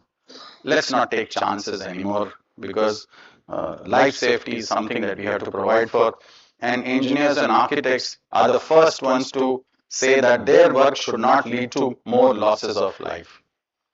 I'll stop here by thanking Professor Pradeep Kumar, the co-chair of OHW International Symposium, and Dr. Ajay Chaurasia to make sure that I'm here and I'm able to drink the chai with him for the next 3 days. Ladies and gentlemen, thank you for your time and attention. Thank you, stay there, please. Questions. Questions. So, thank you, sir, for wonderful lecture and an appeal to work for model code, especially in alpine belt, that too focusing on near fault responses and traditional constructions. So, any questions?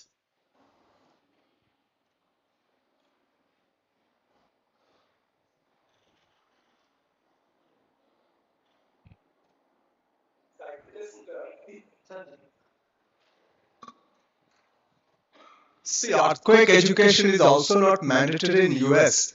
But what they do is, regarding this implementation that was talked about in the morning, that they have this very strong system of certification. A person who will have a career in structural design has to go through this professional engineering certification. And in that process, he or she has to learn the code and pass an exam to be qualified to do structural design. Yes. Now, can we think in terms of that? I mean, if you're running short of manpower in the lower level, can we have a select group who will be empowered to do structural design? Yeah, the nation has been, at least in India, I can say that we are attempting this licensing for the last 33 years. and there are known players who are pushing it back, and there are people who are not aware of the seriousness of the implication, and so they're not pushing it forward. Having said that, there's a renewed energy now in the government to bring this back on the table. It will happen possibly in the next 3-4 years. It should come into place. But before that, we need to create all those documents because we need to prepare teachers, we need to prepare graduates who are having basic knowledge and thereby improve the situation a little more. The day government announces that scheme, you can't start writing books and training trainers that day.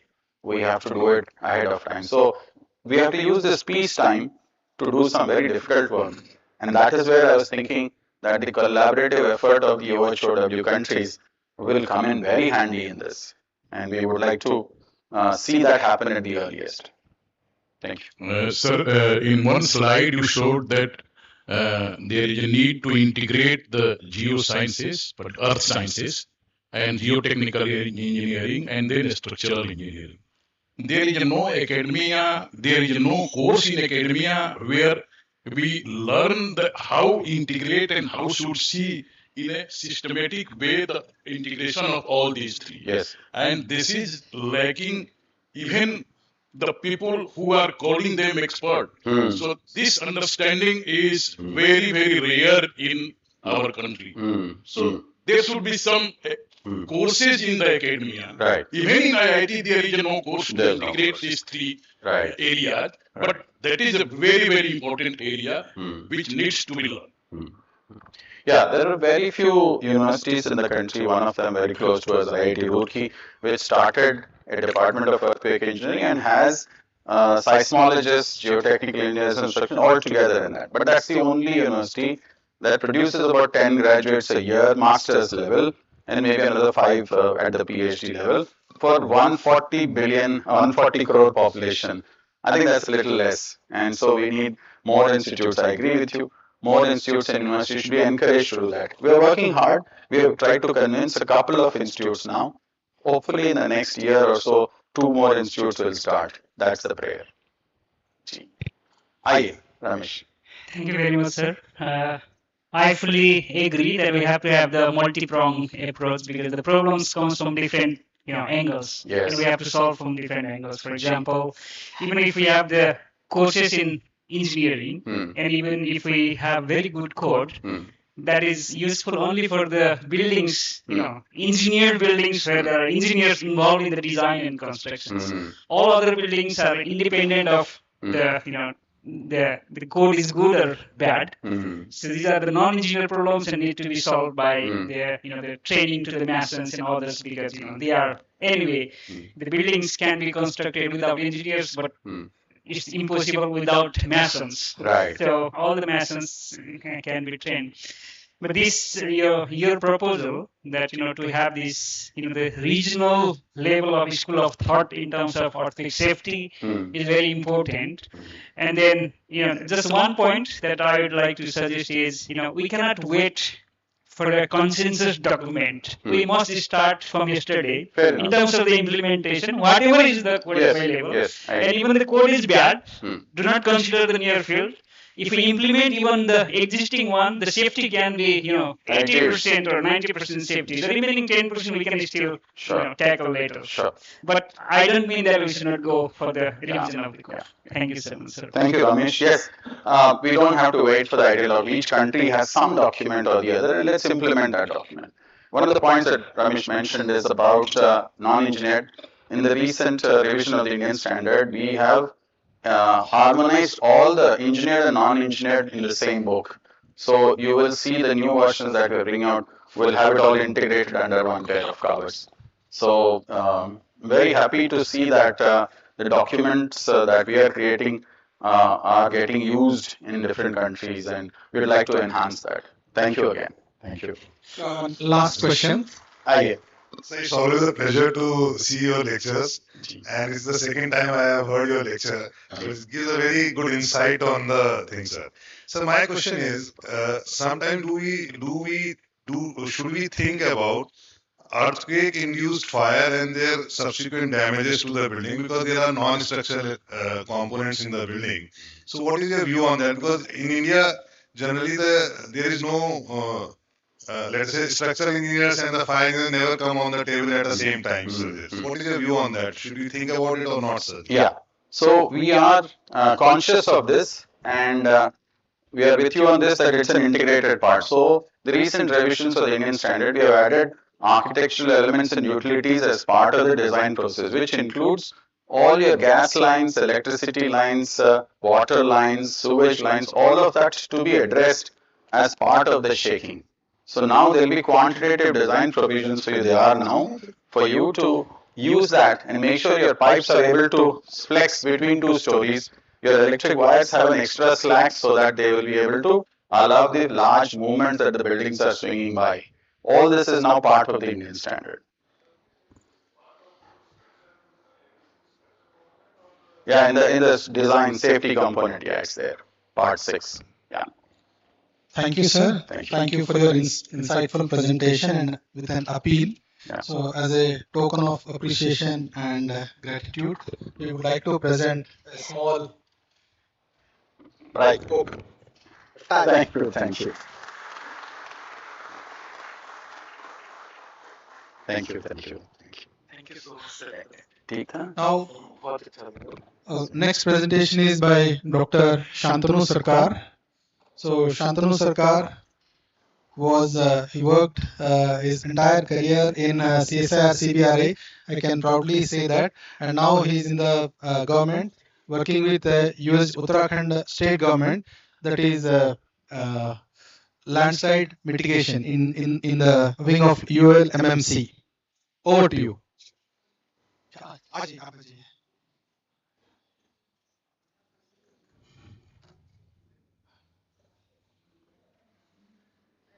Welcome करना है आपको नहीं please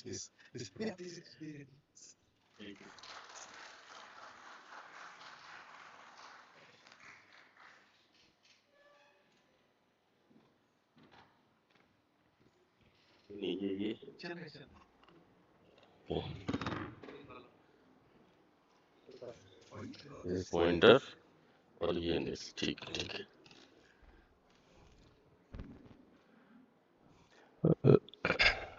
Very good morning to all of you. I thank CBRI for inviting me, and after listening to Murthy sir's such an excellent lecture, I'll try to talk on landslides and what exactly we are doing and what is needed in the future.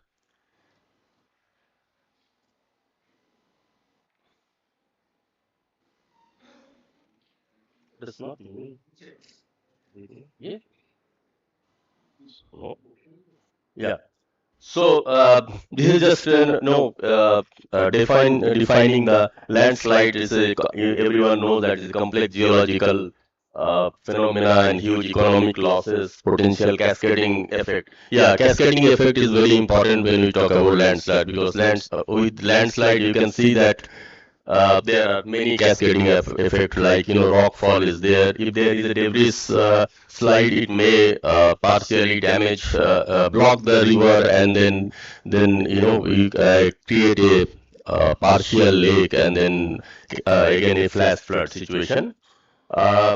I think everyone knows it that 15% of the land area covering an area of more than 0.49 million square kilometer is affected by landslide. This is the data given by NDMA, and you can see the various parts of India, especially northern Himalaya and northeast Himalaya, is very much affected by landslide.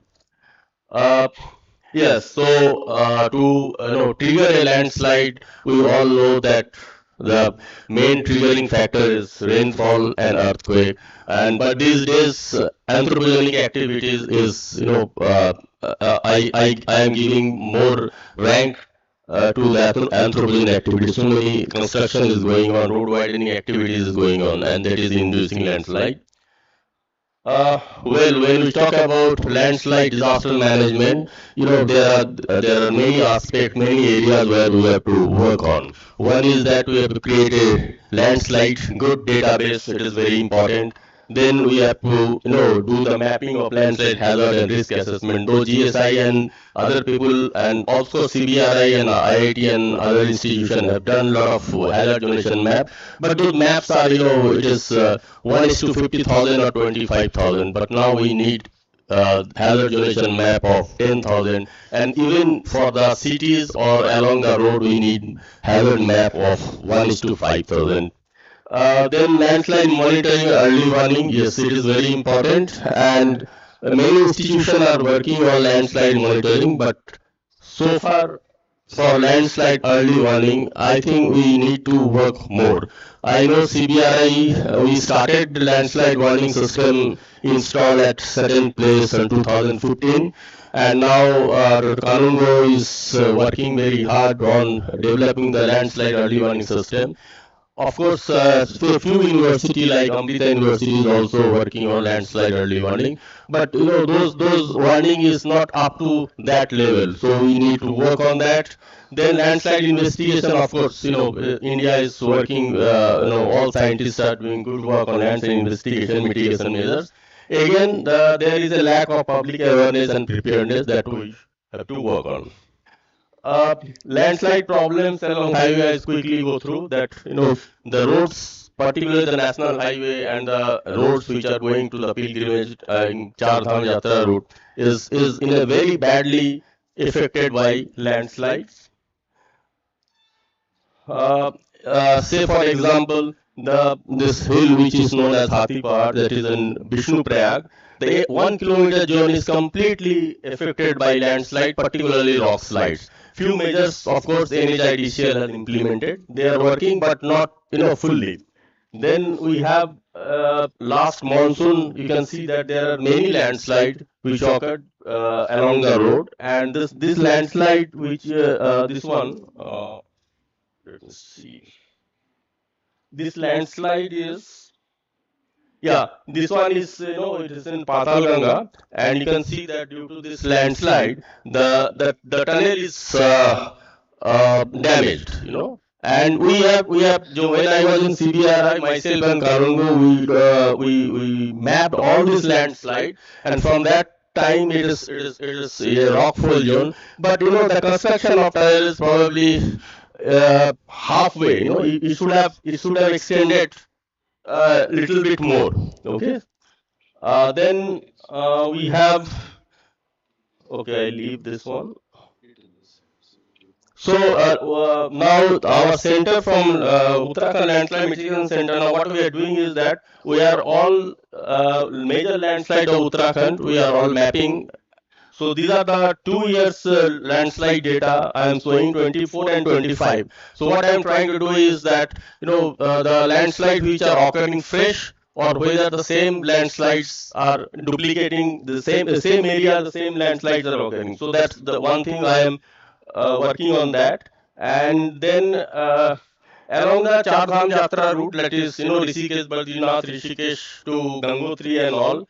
These are the actual number of landslides which are there, and for around 70% landslide mitigation measures have been already taken, and 30% landslide mitigation measures to be done.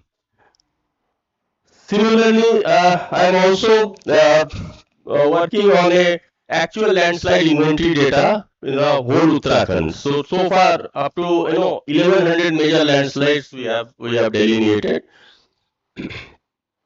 Apart from along the road, now the major issue is that there are so many landslides which is directly affecting many townships. Okay, now you can see the Balianala, this is in Nainital.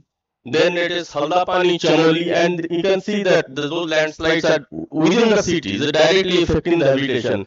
Similarly, you can see here that Joshimath ground subsidence, I think everyone knows it.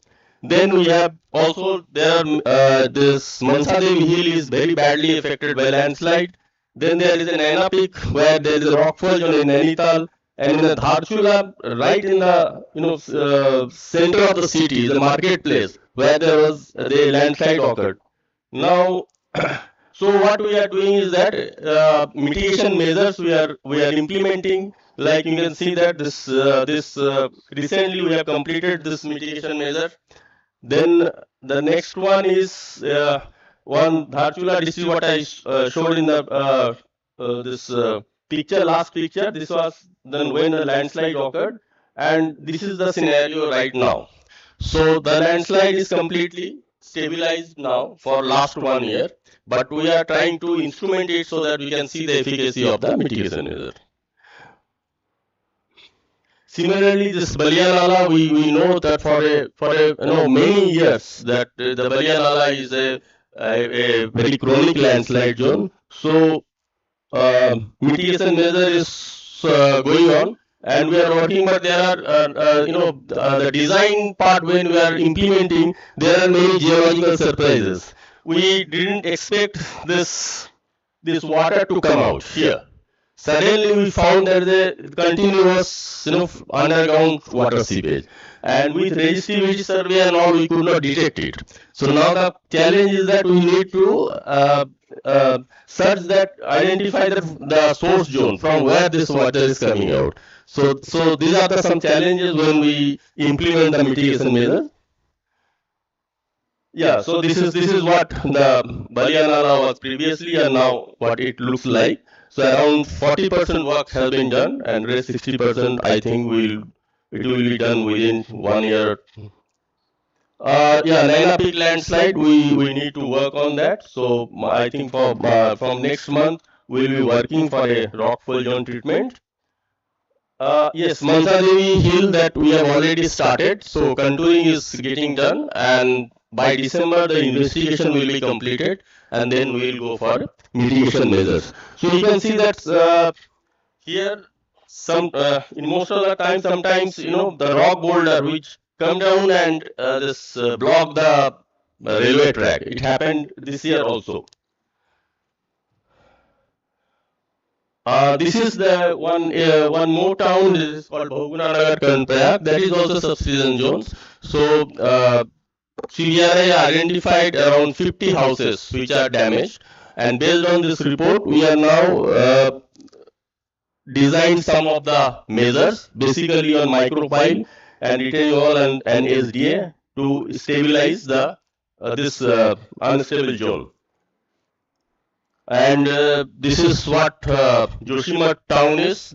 So there was a lot of subsidence there, and many buildings were damaged. Again, CBRI has classified all the houses into 3 categories.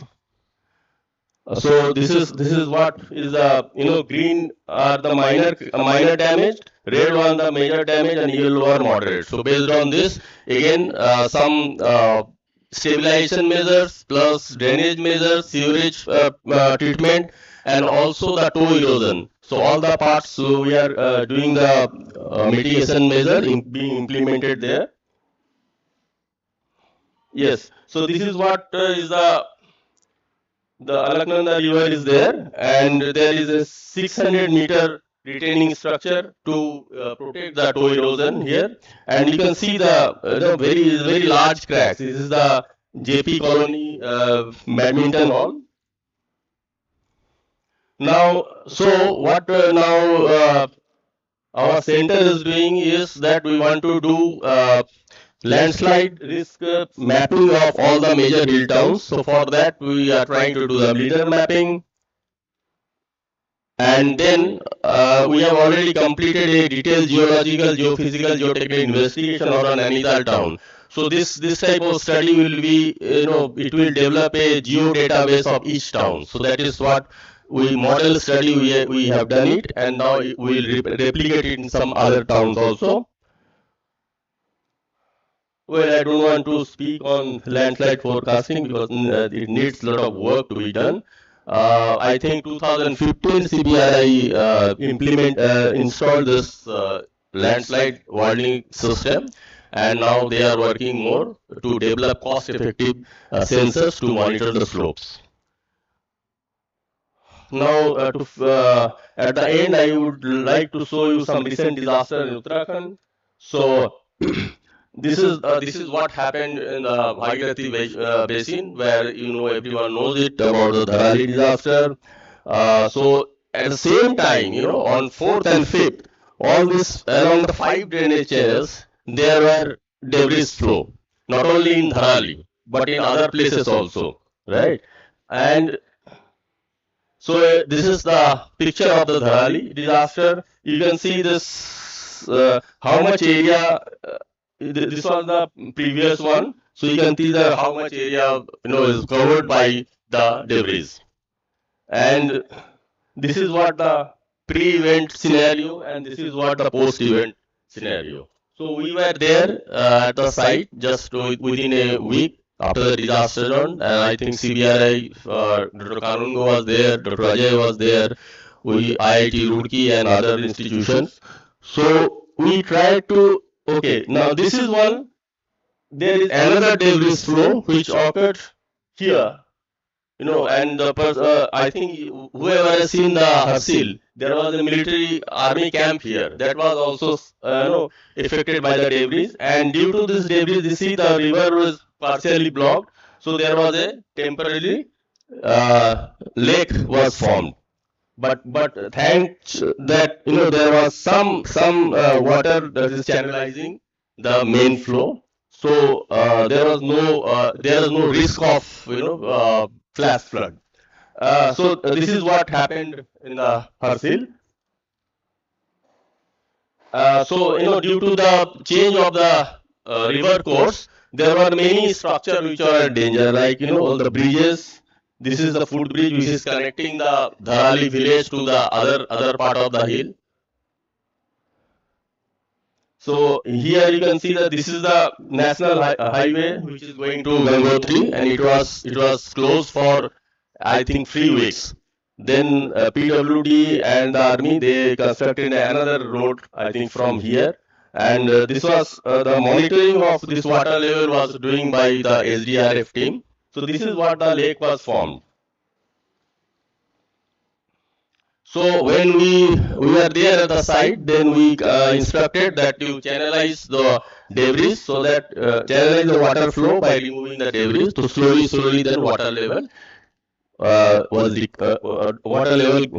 was down.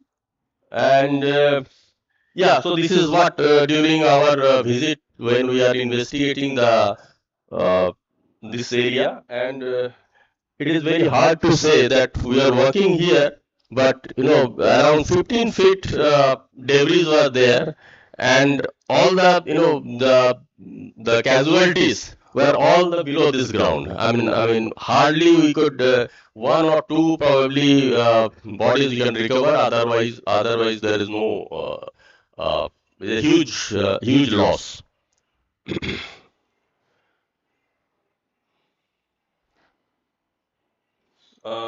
Then next is then another was in Sierra Chatti in the Jamuna Valley, where there was again a lake formed, and surprisingly all the disaster happened within 4th and 5th August.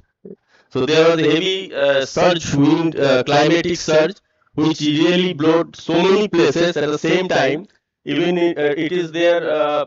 It is on 22nd August. Again, there is a debris slide. It is in the Nandanagar town, in Tharali, and again in Pauri district also there was a lot of damages. So after doing this thing, now the central government and the state government has formed a PDNA team, that is post disaster need assessment, where our center, USDMA, CBRI, and other experts from NDMA, I think Mr. Ranu is there from NDMA, she was also part of that. So we did a survey of the post disaster need assessment, and now we are preparing reports so that the recovery and reconstruction fund can be obtained from MHA. So this is what during our visit to various disaster affected area. So this is the simple thing that landslide prediction and early warning we need to do, deforestation, environmental damage, urbanization, land use planning, climate change, extreme weather we have to see, but we don't have any control on that. the most important part is the legal and institutional framework. See, the Dharali type of disaster, again, it can occur. But the problem is that the Dharali village or the tourist hotels and all, those are exactly situated at the mouths of that drain and the Bhagirathi. So somehow we need to enforce that, that those type of places should be declared as a green zone.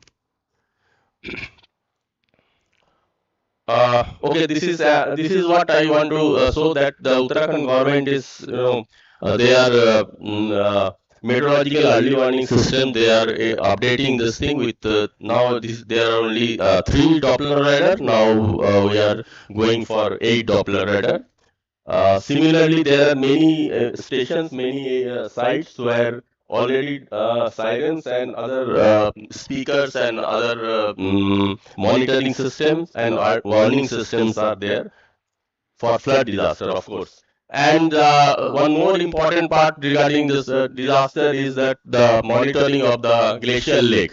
So NDMA has identified 13 glacial lakes which are in danger. Out of this category A are 5.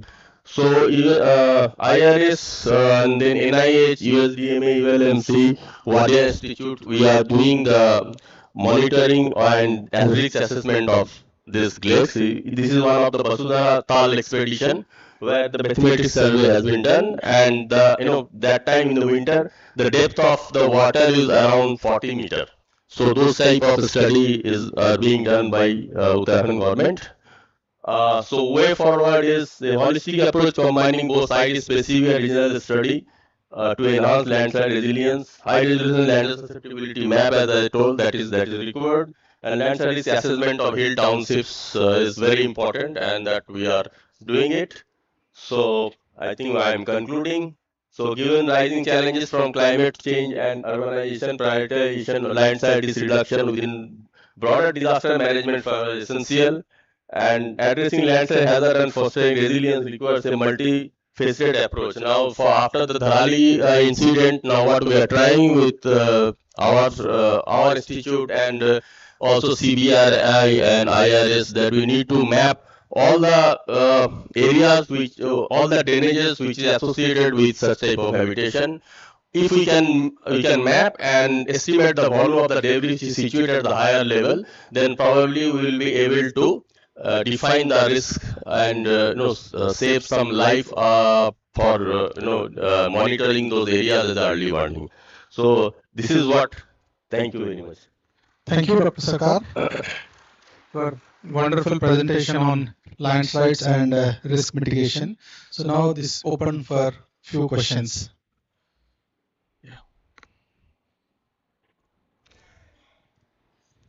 Thank you, Dr. Sarkar. I have been listening to you for the last 2 to 3 decades, and it's always a pleasure.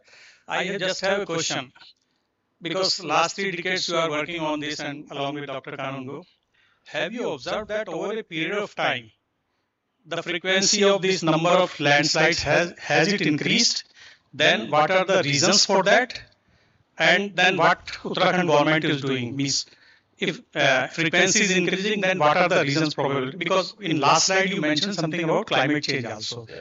So how climate change is basically increasing this number of disasters, okay, and then what are the measures that government is taking care of? The first thing is that the landslide frequency is increasing because if you see the rainfall pattern these days, previously the number of days of rainfall was more, but nowadays number of days of rainfall has reduced. Instead of that, we are getting heavy rainfall, high intensity rainfall, or be called cloud burst. But one thing is that in newspaper and TV, whenever there is a heavy rainfall, they say that it's a cloud burst. But actually, those are not cloud burst. Cloud burst means there is a 100 millimeter rainfall within hour.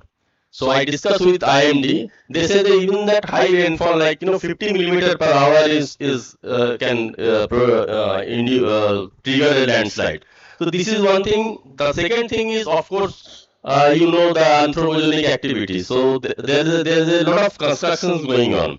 Of course, we need development, but at the same time, whenever we are constructing roads, suppose there is an unstable slope and you are doing some road, that time only simultaneously you need to apply the mitigation measures, because once it starts, then it is very difficult to protect. Then you give lot of money and all this thing.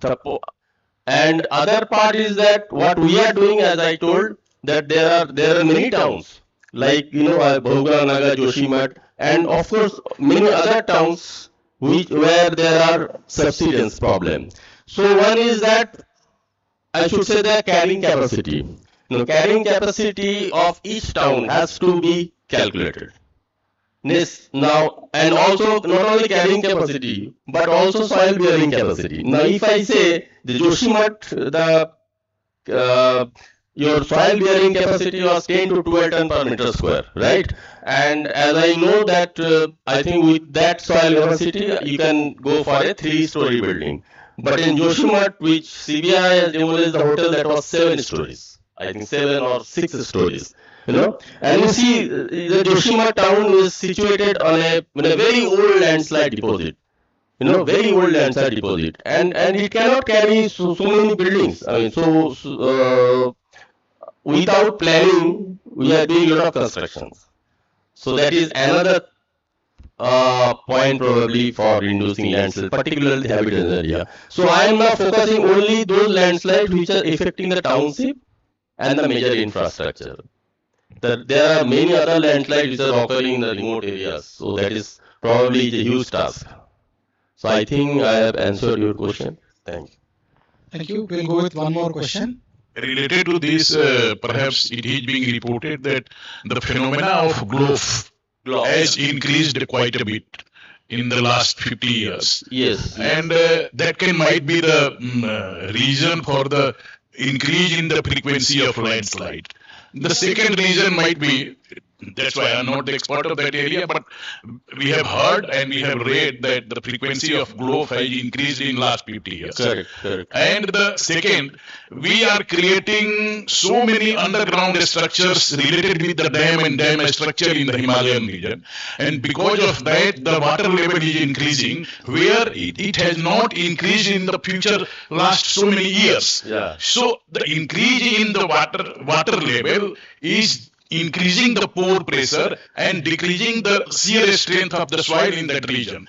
That might be the second reason of the increase in the landslide frequency in the last 50 years, it may be. So I hope... No, you are very much right. You are very much right. Yeah, thank you very much. Thank you, Mr. Kaji. Yeah, as a token of appreciation, we are presenting you with a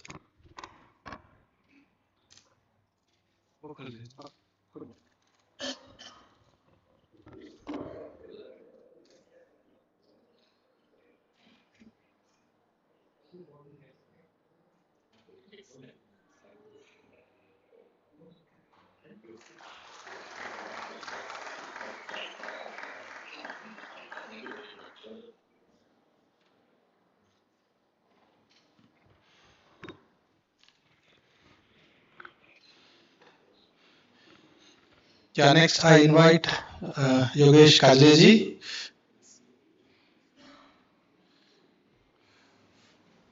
From BG Shirke. Yes. Yeah, honorable welcome. Please. Over to you, Kajeji.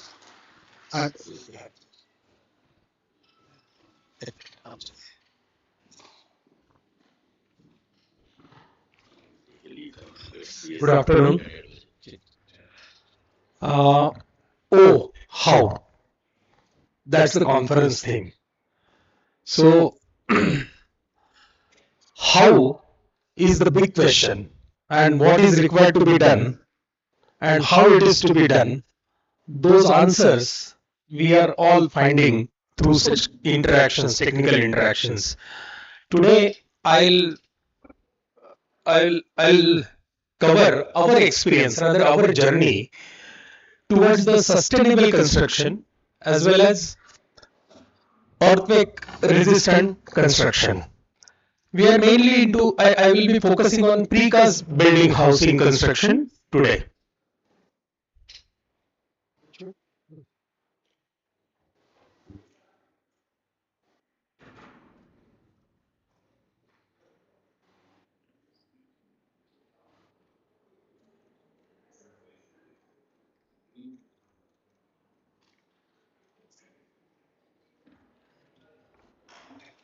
It's okay. So we all talk about sustainability, and sustainability is the most important crucial parameter. To me, what I envisage, sustainability is basically creating the structure, constructing the structure which will last for its desired life, so that whatever natural resources has been used in the construction, those will be optimally utilized. That's my definition. And the three pillars of the sustainability lies in environmental, economic, and social. So reduce wastage of material. So we must have a very advanced processes wherein the material wastage can be reduced. Reduce carbon emissions. Minimal site disturbance. When the construction is happening, there must be a very minimal site disturbance. On the front of economics, we must have the faster timelines to complete the project. There must be a life safety so that the assured life is ensured. Reduce rework. During the construction, rework must not be there. Lower life cycle cost. On regards to social aspects, safer, cleaner sites, better quality living spaces, long-term community benefits. These are the parameters which we all need to understand and address. Now, how the construction happens actually? The end user's needs are very limited. He doesn't enforce any engineering parameters or engineering objectives to his needs. The needs are secure enclosures, usable and functional spaces, reasonable amenities, speedy delivery, affordable cost, and no or at least minimal maintenance. These are the needs of the end user. Who addresses these needs? There is a role of a promoter or developer, could be government or could be a private, and then through these three major players, architect, engineer and contractor, these needs are addressed. Are they meeting all the requisite parameters while addressing the needs? That's the biggest question. Precast per se is not very new to us or to anyone. Earlier, all these constructions happened in precast. Of course, the precast were the stones. Now we are using engineered concrete material to replicate the same precast construction. So that exactly our history itself inspires us to take the technology forward and upgrade it. With this background, we came up with an innovative construction system that is called as 3S construction system. And how exactly it was evolved, there are basically three questions which needs to be addressed whenever we take up any challenge or any project. What, why and when. So what exactly is required, why it is required, and when it is to be delivered. So if we analyze these questions judiciously and address these questions, we will come up with the best possible solution. Of course, I'll not emphasize on this, but just a few things. We built almost more than 3 lakh houses with this precast construction system. It covers, the area is almost 2,150 lakhs, and ongoing projects are to the tune of 26,800 dwelling units covering 323 lakhs of square feet of construction.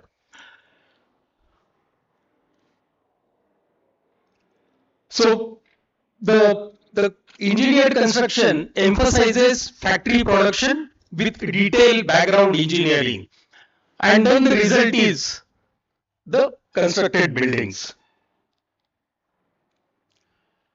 Now, what exactly is industry's commitment? Today I am focusing on our commitment. Since I represent the industry, what exactly is our commitment, which is necessitated to create an earthquake disaster risk, address the earthquake disaster risks, outlaw unsafe typologies and encourage good typologies within the laid guidelines. That is the prime responsibility of any industry. Propose new technologies having been tested for its performance. It's not that any new technology just imported or seen somewhere, we can start replicating the same. Unless it is tested for its performance, we should not promote the technology. That is an industry's perspective. Supports facility to undertake full-scale testing. There are numerous facilities being created. The industry must come forward to support these facilities so that a lot of research data can be available and the best use of it can be done. Build skills in its artisans. Roorkee sir has stated 80,000 artisans are required, and the industry must come forward to train the artisans, because these artisans can't be produced from any institute or any colleges. We have very few ITIs. Encourage continuing education and research. Industry should also have interactions with academia to create continuing education and research. Undertake to build competence in retrofit of unsafe construction. So it's not only we should promote the new construction, but we also must see to it that what retrofitting can be done at a big organization level. Actively engage in developing standards. Industries has a lot of feedback which can be given. So industries must come forward to develop the standards. Update its fraternity with the latest development in earthquake safety. So these are the industry's perspective. With this perspective, we introduced the system in 1972, way back in 1972, it's almost 53 years. Various numerous tests, whatever available facilities were there during those days, have been conducted. So it's not that only one test conducted and one certificate is received, the testing, the system is perfected. It's always never like that. Every day is a new challenge and every day something innovative things happen. So series of tests have been conducted. These are the photographs on a component level, on a system level, on sub-assemblage level. All tests have been conducted. Now, why full-scale testing? It's very important. Why full-scale testing? Currently, we don't have Indian standard exclusively on precast construction, design as well as construction. So how do we ascertain that whatever design concept or whatever presumptions or assumptions we make while designing the structure will ultimately meet to the expected level of performance? So there is absolutely no any way out that we can promote the technology without having it been tested. We know collapses. An aircraft which collapsed from Ahmedabad, traveling from Ahmedabad, there were about 240 occupants in the aircraft, and the occupancy time in that aircraft is varying from 4 hours to 8 hours. What happens in case of building? A 24-story building houses about 960 occupants, 8 flats per floor and 5 people per flat. 960 flat. The occupancy is 4 times more than the aircraft, and occupancy time is 37,000 times more than that of aircraft. We have very rigorous, robust standards, safety norms and standard for aircraft design. What standards do we have for building construction or any new technology which can be used? So whenever collapse happens, it's not only the collapse of the structure leading to loss of precious lives and setbacks to the economy, but there are many other collapses among large public. First is collapse of faith in design and construction, practices, standards and norms. That's the first collapse what happens. Collapse of professional ethics and responsibilities. This is very crucial and important. And collapse of beliefs in regulatory bodies. This invariably happens in the mindset of large public whenever any collapse happens. And here comes the responsibility of industry to come forward for getting the system tested. We have examples of precast construction being subjected to various collapses in India itself. Almost 75% of school buildings, single-story school buildings, were collapsed during Gujarat Bhuj earthquake. Recently, one 3D volumetric prefab structure was tested, and it is learned that it was also not made with the acceptance standard. So, testing is very crucial and important. What exactly certifies the test? The testing doesn't certify the system alone. Suppose one particular precast system has been tested, that doesn't mean that the same system, if used by somebody else, will also perform the same in a similar manner. The testing confirms the design, the testing confirms the detailing, the testing confirms the production, the manufacturing, and the testing confirms the installation. So overall, all these four parameters get confirmed when the testing is done. Mercedes is the best vehicle, but the accident can happen if the driver is not expert. So whenever any new innovative technology is to be used, it's not, we can't simply go on the assumption that the system has been tested. We also must see to it that the constructor is also equally qualified and competent, having enough experience of replicating the same system on the ground. So with this motive, we conducted various tests. Here I will just show you the three full scale tests which we had conducted. The first was conducted at CSIR-CBRI Roorkee in the year 2010, and then recently at MLIT Jaipur, the tests were conducted on a three-level structure. This three-level structure is, one structure is a representative of real size steel plus 22-story building in precast column, beam and slab, and the other in precast wall and slab is a representative of S plus P plus 30 story, that is 32-story building. The middle story was under investigation. This middle story was under investigation.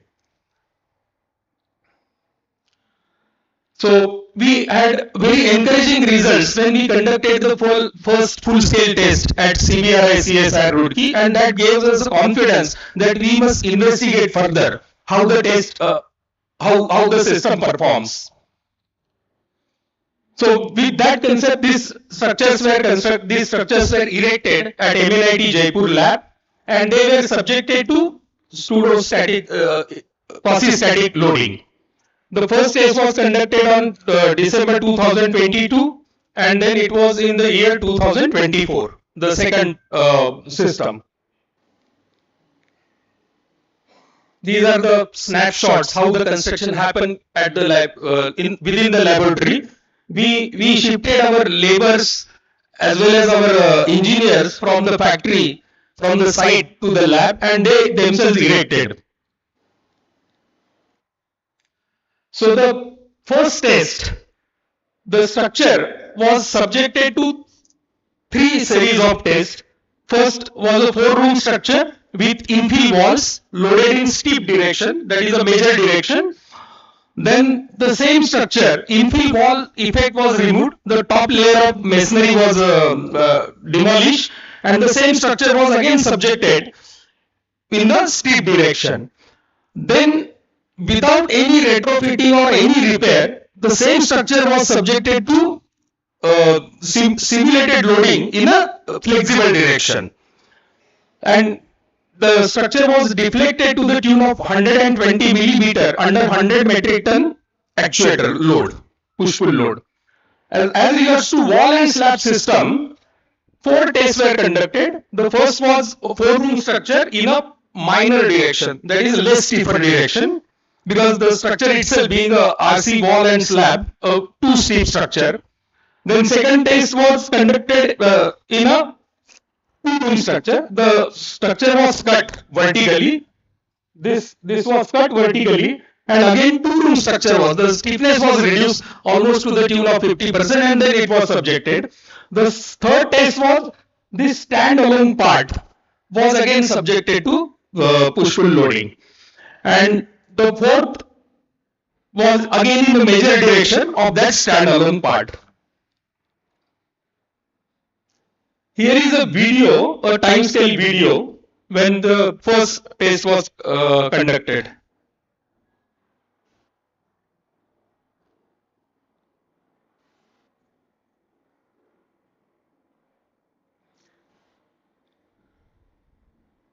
These from this project, these buildings, the critical floor of this building was selected and the same was subjected to testing. This is the inside view of MNIT Jaipur lab.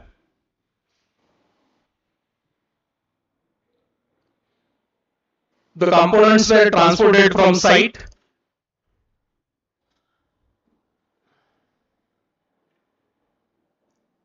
You can see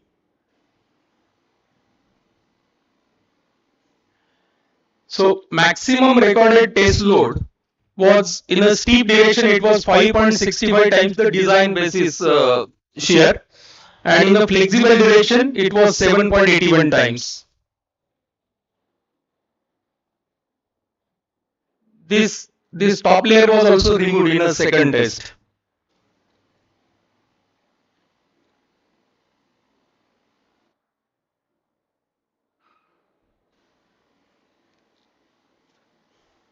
So this structure was subjected to almost 20 hours of loading.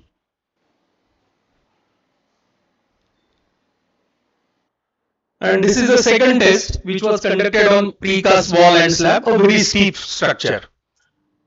Two actuators were placed at top, and at the strong floor, the foundations, the walls were held. And this middle story was investigated. And then the same structure was cut to reduce the stiffness, and again it was subjected. And then the third wall panel, the standalone wall panel part, was again subjected to loading from this direction.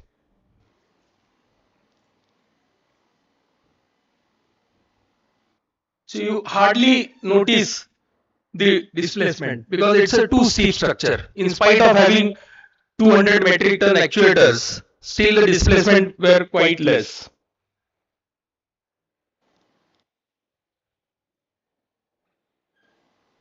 Here a remarkable displacement were noticed, but of course no joint was there was any distress noticed within any joint of a precast building or this system.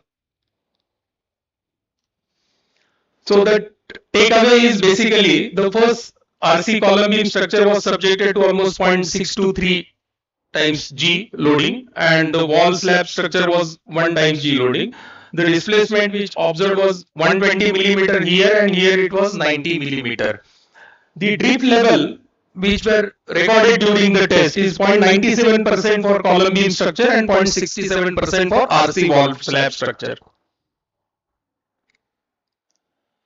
So the role of testing agency as well as the industry is very important for getting the system certified, and we must take it forward.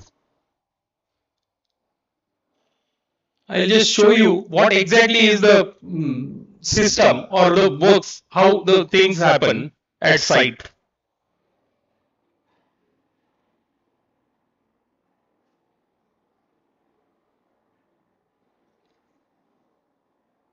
So social commitment, apart from a business model, social commitment is very important. Unless social commitment is there, the things can't take this shape.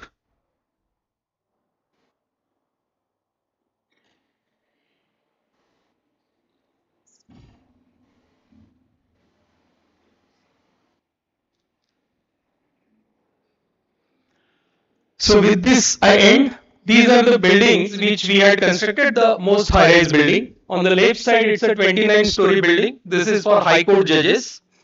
The middle one is at Taloja, 27-story building, and the right side is a 39-story building with precast system. It's a 120-meter high building. Thank you. Thank you very much. Thank you so much, Kajleji, for wonderful presentation on precast constructions, especially their performance to disasters, focusing on earthquakes. Okay. Any questions? We'll go for 2 questions, max 2 questions.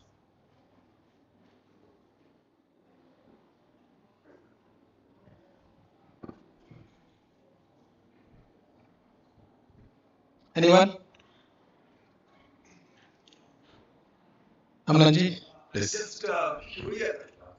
I'm just curious that in MNIT, is there shake table facility to do this type of tests? See, the weight of the structure itself is to the tune of 100 ton, so it's not possible. That They have payload a is shake table much facility. more. Yeah.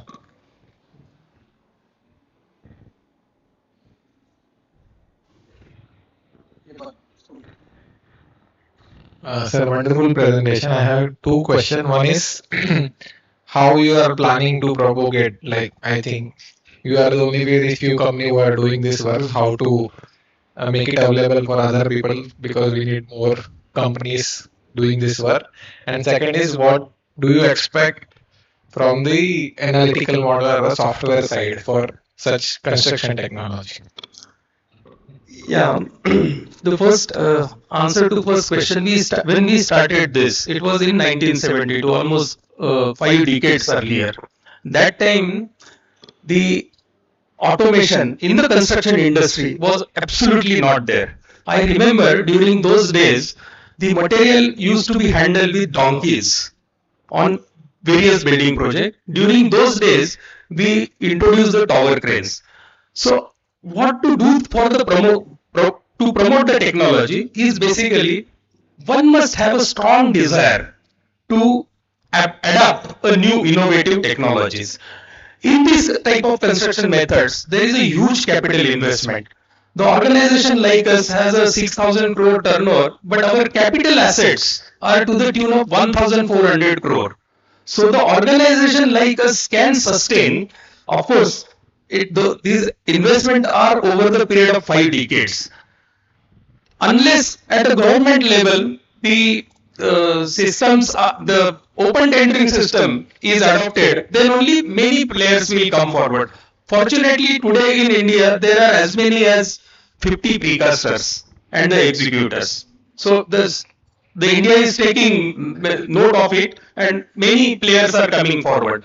My only worry is that untested technology should not be promoted, and the analytical and the design aspect must go hand in hand after testing, because whatever assumptions we do in the design, we first of all assume that the structure will behave very similar to the caste institute system, but whether that is perfect, whether that is correct or not, that can't be answered unless and until we have a proper test data. Thank you. Thank you, Kajaleji. As a token of appreciation, we present you a memento here.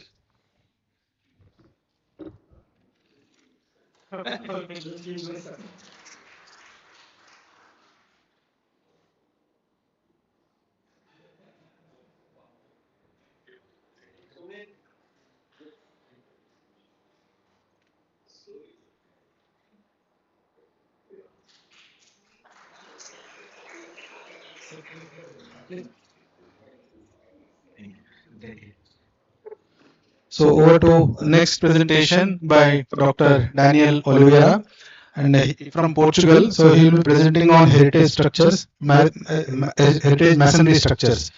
So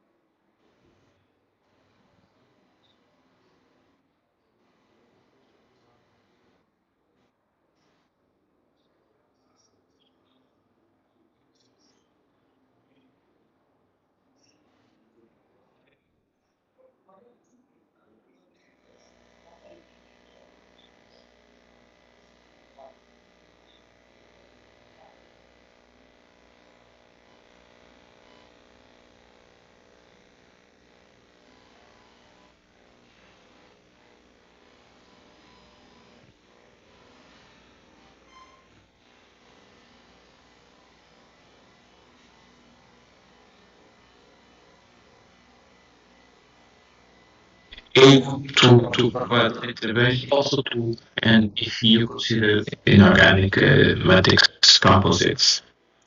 Before moving, I would like to provide a brief overview on the structural conservation of built heritage buildings. These structures are subject to two main threats. one related to long-term degradation, for instance, caused by water. And if you consider the climate change, this becomes even more important. And the second group is caused by extreme events, like earthquakes, for instance. These two groups will cause important damage at different scales, but this damage can be mitigated if one adopts preventive conservation measures, so if one performs maintenance measures at periodic moments. So this is very relevant to control the level of damage in the long term. The structural engineers that have to handle with this type of buildings, they face different challenges. In particular, they have to ensure the need to maintain and transfer these heritage buildings to the next generations at affordable costs and without loss of heritage value.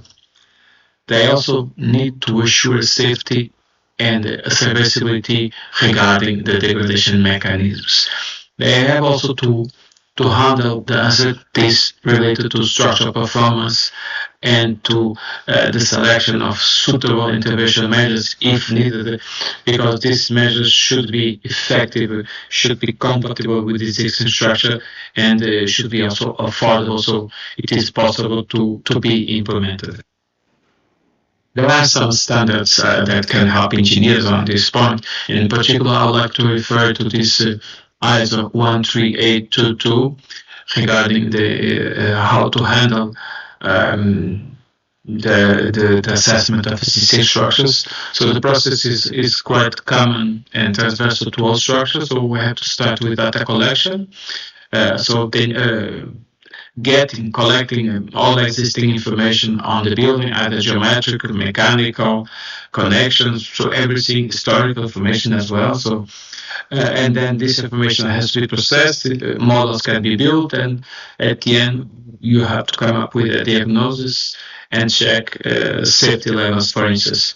Of course, if you are not able to check safety, some safety is not verified, you may need to perform interventions, but this can be relevant, especially if you are handling heritage structures, because in this case the structure is the intervention is necessary if the structural performance is not acceptable, but at the same time you have to ensure the preservation of the heritage value. So you have to handle with these two aspects, so safety by one side and the protection of heritage value on the other side. So both are relevant when handling heritage structures. We have also the CSIR principles that they can be very useful and they can be of great help to conservation engineers helping dealing with this problem. So basically, you have to face these three aspects: so preservation of the structure, so ensuring authenticity and integrity. Also, you have to preserve the movable, cultural, and artistic contents of the building. And finally, we have to ensure the safety of the users. This should be done. The observation of these three principles should be done with a minimum intervention approach. So do what is really necessary. So things that are less important should not be undertaken. So only indispensable actions should be undertaken. How is the process? So it's quite similar to the one I showed before. So it starts with data collection. So getting all the information from the building, historical information, geometrical, mechanical connections. So everything that can be relevant. Sometimes this may imply to perform also some in-situ testing to collect quantitative information. Then with this information, it is possible to build models. So the model will have to define the safety levels. Of course, this data collection and these models, they are subjected to data limitation and uncertainty, which have to be handled. But once you perform this step, the third step will be to come up with a diagnosis and define safety levels if they are satisfactory or not. If they are not really satisfactory, then an intervention may be necessary, and this intervention should ensure safety, but also should preserve the heritage value of the structure. So, which implies the minimum intervention principle. So, you should be able to provide an intervention that is compatible with the existing structure. It is durable in time, and it is also affordable in order to be able to be implemented in practice. And of course, this intervention should be monitoring after the intervention, so we can understand if the causes we wanted to address are in fact being effective. So if the intervention technique we apply is in fact solving the problems we saw in our analysis, so in our diagnosis. Of course, as I said before, uncertainty and data limitation are really relevant in this process. So expert judgment is very important at all these steps. So how to collect information? So nowadays we have plenty of tools that can help us to collect all the information. So in particular, I will just mention briefly tools to perform visual inspection and also geometric tools. So this is although we have fantastic tools nowadays, we should always certify visual inspection. This is really relevant, and of course it should be complemented with geometric tools to obtain fully detailed geometry of the construction. Also, that we can use infrared thermography. This provides very important information on the, for instance, the damage level, the composition of the structure in terms of different levels of materials. We can also perform sonic tests. So this is an NDT approach, so you'll not cause harm to the structure, but it's very relevant to obtain mechanical properties, to define or to identify internal anomalies. Also, GPR is a very powerful technique to discover or to investigate discontinuities, different layers, so probably existing damage as well. So this is really relevant as an inspection technique. Flat check can also be used. Flat check is a minor restrictive technique, so you cannot perform it in all type of structures, but it provides very relevant quantitative information. And in case particular of timber, we can use some drilling resistance techniques that again will provide quantitative information. In general terms, so or at the global level, we can perform dynamic identification. This is a very relevant because this provides information on dynamic properties that relates mass and stiffness, so the spatial distribution of mass and stiffness. And this is very relevant because you can track the performance of the structure by measuring its dynamic properties. Together with this, it is possible also to perform monitoring. This is quite relevant because this technique can be done before the study of the diagnosis, during the studies, and during the intervention, and after the intervention. I will just also briefly mention seismic analysis methods and modeling strategies for historical structures. We have to take into account that we have two main problems to solve when talking about earthquakes. One is the in-plane behavior of the structure that can cause also collapse, and the other is the out-of-plane mechanisms. Both are very relevant. We know that out-of-plane mechanisms are activated for much lower acceleration levels compared to in-plane mechanisms, but both are relevant. In particular, most numerical models focus on in-plane mechanisms to spot collapse, But out of plane is also very relevant because most of the cases it can be activated even before the in-plane ones. So as you can imagine, there are plenty of modeling strategies to approach this. I will not cover this at this moment. So there are plenty of papers and literature discussing these aspects. Of course, they have different requirements in terms of data, in terms of needed expertise to use these models, and also computational costs. So the message here is that try to use the simplest one possible depending on your needs. So if you do not have to use a complex one, then don't. But anyway, you once have to define the needs, the goals before select the goals and the existing information, existing data before selecting the model to be used. In particular, I will show the most important groups.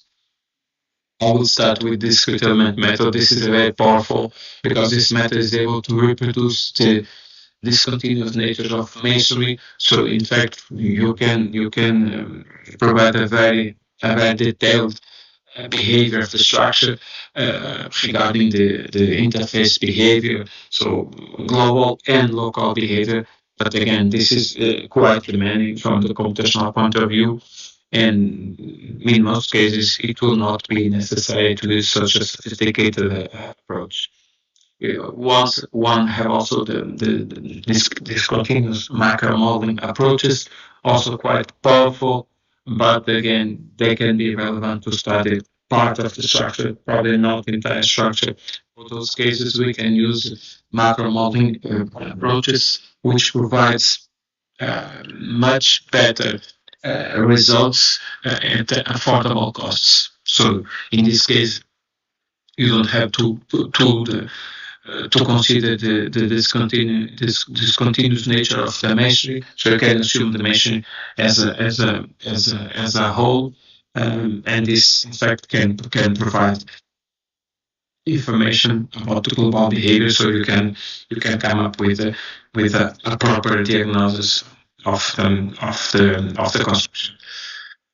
Other models, simplest ones, are based on the macro blocks. These models are very interesting for professionals, so you can come up with nonlinear analysis of masonry structures at affordable cost and without requiring much expertise from the user.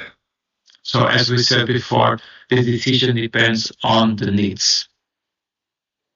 In terms of seismic analysis methods, so these are well known in literature. I just would like to highlight that when we are dealing with masonry structures, because of the low tensile strength of the material, we should consider that non-linear behavior will start quite early in the learning process, so we should not use linear methods. So the ones available, I would say, or the most well-known are limit analysis that can be very interesting to study out-of-plane mechanisms, as we showed before, and the pushover analysis for in-plane mechanisms.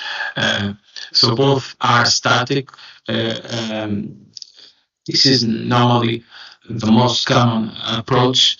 If one needs to go for a more advanced one, we can perform nonlinear time history analysis, but this requires much higher computational power, and also the data required is much higher and more difficult, more costly to obtain. This is one example of the use of limit analysis, as I said. So it requires very few data and provides quite relevant information regarding the load capacity of a certain structure against horizontal forces. As in these examples, you can see that it is possible with this simple tool to obtain a load multiplier for horizontal forces. So you can have a good estimation of the seismic capacity of such structures. pushover, I think it's quite well known. So it's very much used for the assessment of the in-plane capacity. So for global models of masonry structures, of course, they depend on several aspects. For instance, the load profile is quite relevant. There are some discussion on this, but it's typically the method, for instance, foreseen in the Aero Code 8 as the standard method to assess the seismic capacity of masonry structures. As we said before, if there is a need for a more sophisticated model, then we can, from nonlinear time history analysis. The important message is that these models exist. They are very powerful in terms of output. We can really obtain a comprehensive description of the seismic behavior, but they require a lot of expertise, a lot of training, and also a lot of data in order to feed these models with reliable information.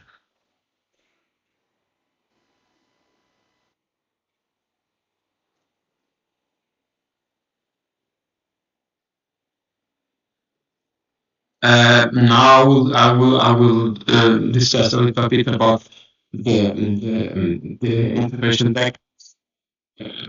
There are several intervention techniques, but for the case of masonry, I think these are definitely the most relevant ones. I will cover briefly one by one. So tying is probably the most relevant intervention technique. It's a traditional technique that improves in a clear way the structural integrity of the structure and also avoids or mitigates out of plane failure mechanisms. So in this sense, you can find this technique spread in regions where you have earthquakes. So this is part of the seismic culture of many countries.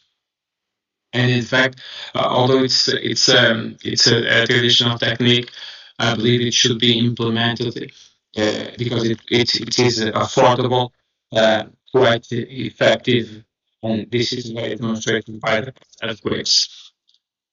It's also possible to perform connection between adjacent elements like wall to wall and wall to floor. This is really important because also this contributes to the box behavior. So the structure behaves as a whole, and this also prevents local detachment and local failures. Another relevant technique is the in-plane horizontal diaphragm improvement. So this increases the in-plane capacity of the structure in terms of stiffness. So this promotes the box behavior once again, and this is and allows a better distribution of the seismic force. This is also very relevant for traditional masonry constructions. Another technique that's also quite efficient is the grout injection.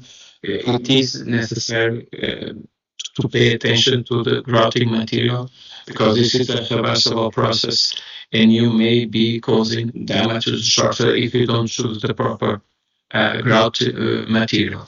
But it's a technique that allows a huge increase in stiffness and also in mechanical capacity, either in plane and out of plane.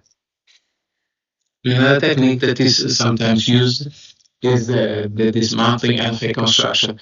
This poses some issues in the sense that you may be affecting the authenticity and the heritage value of the construction, so this should be done using compatible materials, compatible techniques in order to avoid the loss of authenticity.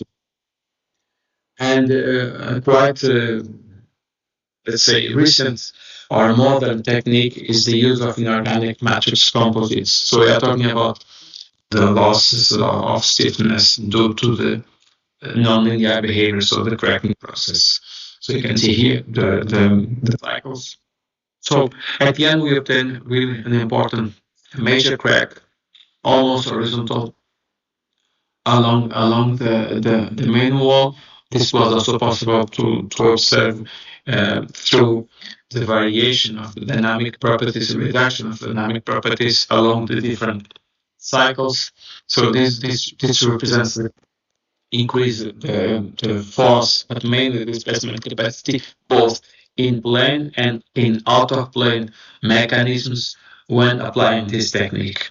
As you saw, this requires a lot of expertise, a lot of knowledge if you want to handle this type of. I will finish my presentation with a slide showing the need for training in education. This is a project we have for almost 20 years at the University of Minho. It is international master course on structural analysis of monuments and historic constructions. We received almost 500 students by now, and this is in fact a very important um, master program, a teaching experience education program to train our students on the methodology to assess and to perform interventions on heritage buildings.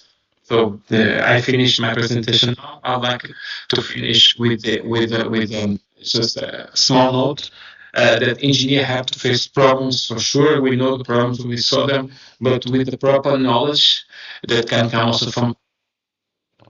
Thank you, Professor Daniel, for making the presentations. If you were present here, if you had been present here, I would have requested to cut short your presentation to 20 minutes, but we took liberty and did it fast forward. Okay, thank you so much. Now, I request Professor KVL Subramaniam to make his presentation. As you all know, Professor KVL Subramaniam is from IIT Hyderabad. So since inception of starting of IIT, so he was there as a first head of the Department of Civil Engineering, and later he became a Dean of Infrastructure. So Professor Subramaniam, please.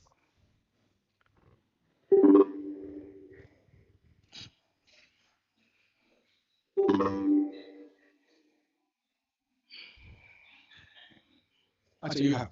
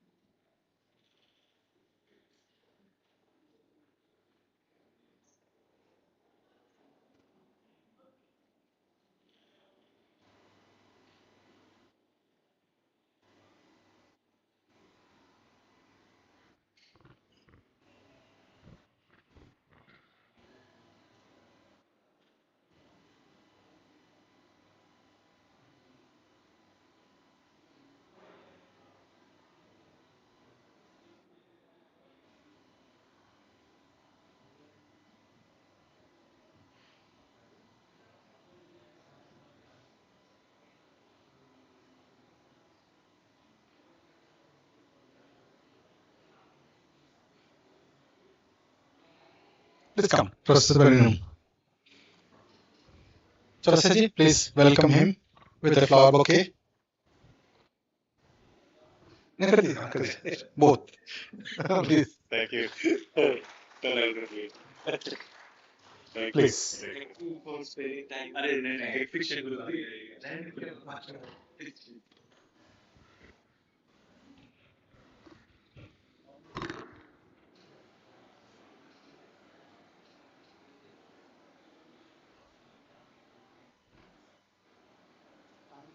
Okay. I think this is what it was. Okay. Yeah.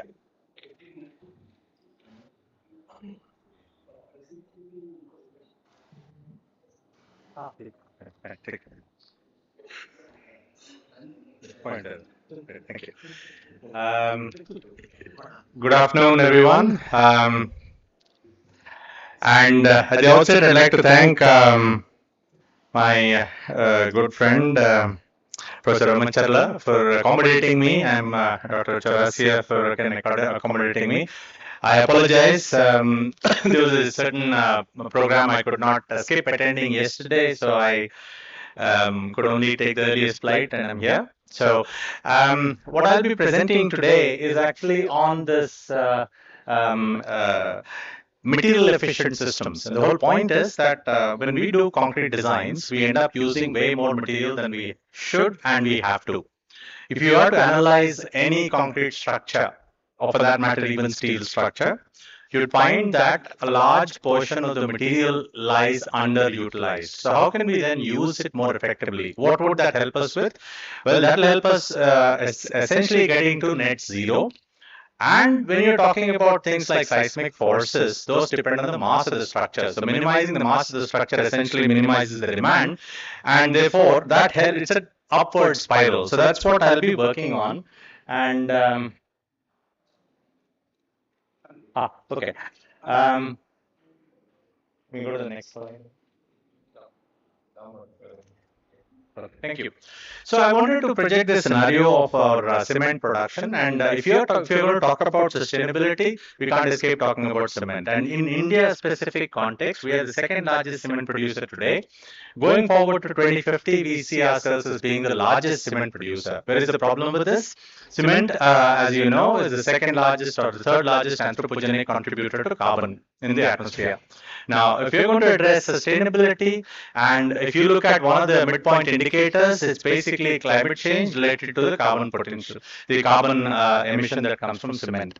Now, if you look at cement itself, by its own, and if you look at the consumption or the carbon tag of concrete, it's actually quite low. But if you look at the volume consumption and you compound the actual carbon tag with the volume consumption, that's where things become very problematic. So if we are going to address this issue, and talk about sustainability and talk about sustainable goals, then we have to address this issue of carbon that is coming from cement. And if we have to become sustainable, somehow we have to find a path to net zero. Now, how do we get to net zero? We in India have developed a path to net zero. This is particularly for the cement and concrete industry. This is developed by the GCCA. And if you look at all the levers that are present with us, there are several levers that we talk about, that is including savings in clinker production, savings in cement and binder, efficiency in concrete production. But then there is this efficiency in design and construction that will take us about 22% of the way to getting to net zero. When all else, of course, happens, we also have to get into carbon capture, sequestration, and usage. That's a parallel strategy that has to be adopted. Unless we press all the levers, we are not going to net zero, particularly from cement and concrete perspective in the Indian context. So this is how we typically have been looking at the net zero problem. Most of us have been focused on the clinker factor, the cement scale, the smallest scale possible. So you see, if you go to any conference today, you'll find most of the papers address this issue of how to reduce the cement, how to reduce the carbon tag of cement, how do we minimize the cement content that goes into making concrete. So that's what most of us are focused in. And the solutions have varied from using clinker substitutions with the supplementary cementitious materials, and trying to basically find alternate ways of producing clinker, etc. So that is this scale here. And the next scale that we come to is the concrete scale. Is how can we make concrete with the least amount of cement possible? Here we start focusing on the mixed design, trying to get our mixed designs to be more efficient so that we can make concrete with the least amount of cement. Now, that only takes us part of the way. Now, this is the scale that is not being looked at carefully. That is the structural scale. And unless we address this issue, there is no getting to net zero. And the reason is very straightforward. If you look at any structure today, most of the elements that we have are rectilinear, they're rectangular in shape. And these are the most inefficient structural shapes that you can possibly find. Now, where is the problem with the rectangular shapes? Well, if I have a beam, you would find, if you did the analysis, about 50% of the volume of the concrete that goes into making the beam really doesn't contribute to resistance. So we have a problem there. We have more efficient shapes, but we don't use them in concrete. The I-beam shape is much, much more effective than the rectangular beams. But if you look at 90% of the construction, most of us use rectangular shapes, particularly for cast in situ concrete, for concrete that's cast on site, because it's easy to do. So what happens there? Then we are basically trying to get to net zero when everything is focused on the use of volume, reduction of volume, and we are not addressing this. So you can do all the savings you want here, but if you are going to keep consuming the large volume of concrete that goes into the structure, there is no getting to net zero. So we have to address this part as well. How do we now tackle the issue of getting to net zero from a structural scale, which means making structures with the minimal use of concrete? So, and that is what I'll be focusing on. And my talk is about, sorry. So is to get to net zero, and we basically wanted to demonstrate this using this process of form optimization. Now, form optimization is where you essentially optimize the form, place structural elements where they're absolutely essential and required for performance, and you get a structure that matches performance of what you would get from conventional design. That is what we mean by saying form optimization. Now, how can you achieve this? Because regular construction will not get you there. So this is where the new technology of 3D concrete printing or concrete 3D printing comes into the fore. I can actually deposit material where it is required and give you a functionally efficient structure where material is placed exactly where it is needed. And I want to demonstrate that. I'll have two case studies of getting into material efficient designs where we give you high performance with the minimal use of material. And one of them is about developing this bridge that we did as a concept to see what were the savings that are possible if you actually adopt this concept of form optimization and print this bridge using concrete 3D printing technology. So, and the objective was very straightforward. We wanted to design a bridge of 7.5 meter span, a bridge that would be designed as per the IRC standards, the Indian Roads Congress standards, as a pedestrian bridge. That is one of the case studies that I want to take up. Now, if we look at the 3D printing, the procedure, the way it is done, we basically print a structure or fabricate a structure one layer at a time. So concrete has to be developed, a special mix is developed.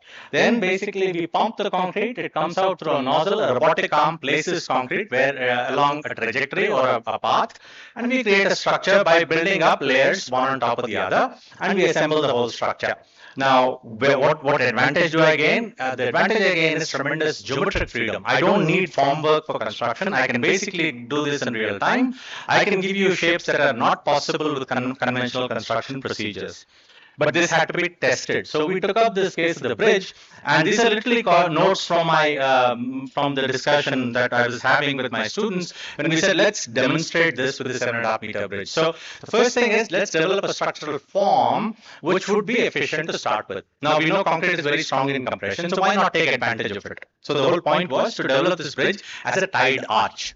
Now, what is a tied arch? You have concrete, which is strong in compression. You keep it in compression, and you tie it with a tension tie. So you basically segregate or separate the roles of tension and compression. Concrete is used where it is the strongest in compression, and you develop a form within the compression form. Basically, you develop a structural system within the compression form.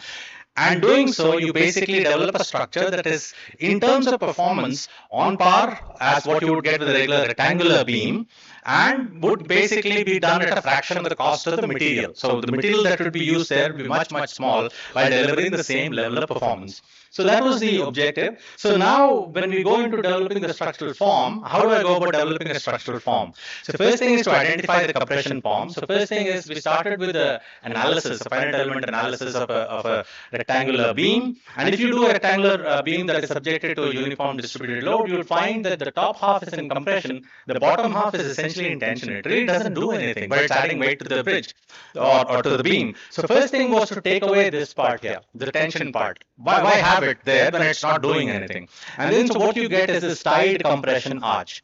Now this is the starting point of the developing the structural system of the bridge. Now, can I do further refinement? We certainly can. So the way we go about doing it is to develop a structural form within this compression form that we identify from the analysis. Now, there is this theory called the Mitchell truss theory that one can follow. What you do is you basically take a two-dimensional state of stress and you replace it with a truss mesh of nodes, basically develop a lattice structure that would give you the structural performance as these interlocked lattice members. So that is the starting point. We have this compression form that comes about from the analysis. This is basically concrete from a solid block that's in compression, and we are fitting a structural shape or a structural form inside this compression shape of concrete. That's the whole objective. Now, So iteratively, we developed the structural system. So initial guess, we basically developed a two-part bridge. So this is part one, part two, with a closure pore in between. This is the lattice structure we started with. This is just a starting guess. This is the compression form. So if you just look at this, this is the compression form. This is the concrete that's in compression. Within this compression form, now we are fitting a structural system, which is a lattice array of members, interlocking members. And it's a two-part bridge. So part one, part two, which will basically be complete once we do the closure pore. And then iteratively following a procedure where basically you iterate with the height of this arch and the number of members along here, essentially following a procedure similar to what we call topology optimization, but not exactly topology optimization. We developed a structural system which was optimized. So we started with this, we ended up with this as the final form that gave us exactly the same performance as this one and matched the performance of the equivalent rectangular beam. So that's where we ended up as our optimized structural system. Here I'm taking advantage of the fact that I have basically reduced the volume of concrete, which contributes to a reduction of weight, that contributes to a reduction in the demand on the bridge. Remember, once we get into long span structures, typically the weight itself contributes to about 50 or more percentage of the total demand in the structure. So here I'm playing up on the positive spiral, where I'm taking away material, reducing the demand of the structure, ending up with a lighter structure, and in return I can take away more material, and placing material exactly where I require it. So now what has happened is, I have these trusses. If you look at these struts that you see here, they're uniformly loaded. So basically I'm using material very efficiently, and the performance of this optimized structure matches what I get with the starting here, and what I would get from this from the solid rectangular block. So I'm not compromising in terms of performance, in terms of stiffness that I would get from this form optimized structure. This was printed, and this is the printed structure that was actually installed on our campus. And this is the pedestrian bridge that you see here, a two-part bridge that has been analyzed. We've actually checked this.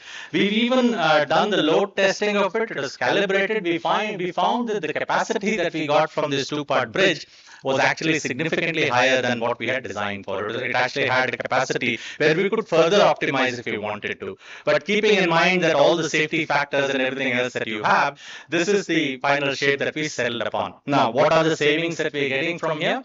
Well, what we got is that the weight of the bridge that we have is about 1 over 1.8. It's about 56% of what you would get from a regular rectangular slab or a rectangular beam that is designed for the same level of performance, same span length, same deflection, same stiffness.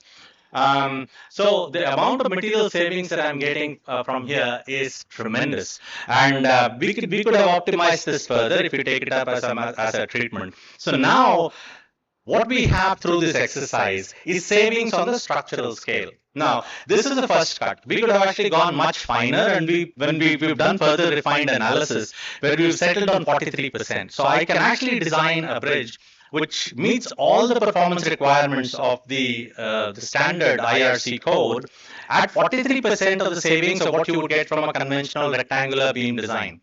So this is, that basically means that we are looking at use of concrete more judiciously, and the first step in going towards net zero. So this is one of the case studies that I wanted to highlight, and I'd like to take this further. So we are actually using this concept further to develop these form optimized structures and use concrete in compression where it is naturally strong. So we're looking at biomimetic designs for designing these subterranean tunnels and bunkers, which could be printed, and the shapes are optimized so that concrete is used effectively.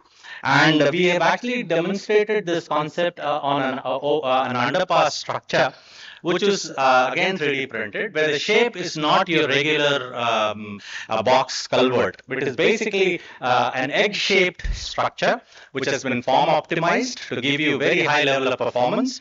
And the material savings that we are seeing here is on the tune of about 50% of what we would get with a rectangular box girder structure.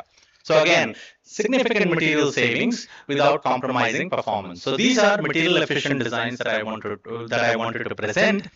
which would be the third rung in the process of getting to net zero. First is the cement scale, second is the concrete scale, third is the structural scale. So we are basically tackling the problem at the structural scale. Now, I'll quickly skip this because we've done other work of printing bunkers. Now, what are the conclusions summary that we have from this first case study is that I forgot to mention this. That is, currently the state of technology that we have with concrete printing, the mixtures, the concrete mixtures are cement rich. We use more cement than we use in conventional concrete. So that is an offsetting factor. While I can claim that I'm saving 60% material, if I'm going to use 2 times the cement, then it comes to a not. Basically, I'm not saving much. So what we are working, but even with the cement rich binders, we find that we're still winning. It's a winning proposition because net we are still saving. We've actually done an LCA analysis and we find that all indicators there's a better performance from these form optimized printed structures. But going forward, we are currently working on concrete mixtures that can be printed which use much less cement than what is the industry standard today. We're working currently what we print with concrete, or the concrete that is printed, uses about 800 kgs per cubic meter of concrete. That is the usage of cement that goes into this printable mixtures. Today we are developing concrete mixtures that can be printed with about 600 to 400. That's what we're working on. Of course, that requires an improvement in the technology, and I see my presentation has been taken away from me. I just have 2 more slides if you allow me. Okay. Yeah, just a few more slides. Yeah, okay. So next I wanted to present on is this use of sandwich core panels. Now, yeah, go to the previous one. Yeah, that's fine. So leave it there. So what we're working on is now, can we combine the material scale and the structural scale to march towards net zero? So how can we do that? Well, we can start looking at binders which have very low carbon footprint. Now, everybody's probably heard of geopolymers.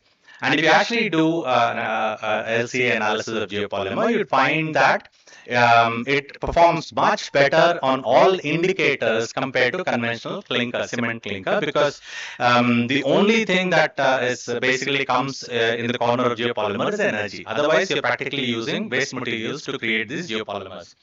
And why sandwich core panels? Well, it's a very efficient structural system because what you have is 2 widths of concrete, 2 layers of concrete which are about 40 millimeter thick, separated by an EPS. This is basically polystyrene core, and you have mesh reinforcement that links them up. So basically, you get a slab which gives you the same performance as what you would get with a 125 or a 150 millimeter solid concrete slab using only 80 millimeters thickness, which is spread over 2 layers. That's the fundamental thing. So you're using concrete where it is required at the extremities rather than placing it in the middle where it really doesn't do much. So now we've developed this concept of this slab much further, where we're starting to produce these precast slabs made of geopolymer. And we've even perfected the mix design for this geopolymer. We've developed the detailing requirement for this. It can be used as a slab system on an existing beam or in a precast system, or it can be integrated with an integrated system consisting of EPS core wall panel and a slab panel can be cast together to develop a structural system consisting of an integrated slab wall kind of a system. Now, the starting point of the geopolymer mix, we've developed a geopolymer mix which uses 95% fly ash, 5% slag, all waste material. It can be room temperature cured. We don't need any elevated temperature curing. And we are able to produce compressive strengths on the order of about 45 megapascal. This is a mix that we have developed. The activators that are required have been developed in our lab. We can consistently give you 45 megapascal strength using 95% fly ash. And it's room temperature cured. So with this as a starting point, we further developed this where we've now looking at adding some fibers, just 25 kgs per cubic meter of fibers in the geopolymer concrete mix gives us tremendous improvement in the post-cracking resistance. We get a tremendous enhancement in the ductility of the slab system. And these have been developed where now we've standardized the designs of the slab system using 40 millimeter, 2 layers of 40 millimeters each, which are separated by about 70 millimeters of EPS core, and we are able to match all the design standards in terms of both serviceability and ultimate capacity. So this is now developed. We've done the LCA analysis, and when we do the LCA analysis of this slab system, we find that it is very, very efficient because it uses a small amount of material, and the material we're using is also basically a very low carbon material. So this slab system that we've developed, which is basically a geopolymer based slab system with an EPS core, uses only about 80 millimeters of concrete. That's it. And the concrete that we're using is geopolymer concrete. So it addresses the problem on two scales. We're addressing the low, we are using a low carbon binder and developing a structure, a material efficient system in the form of this split core system. So with this, I'd like to conclude my talk, and basically, what I'd like to stress upon is that if we are to go to net zero, as everybody is talking about, we have to address the problem on multiple scales. We have to look at the binder scale, we have to look at the concrete scale, we have to look at the structural scale.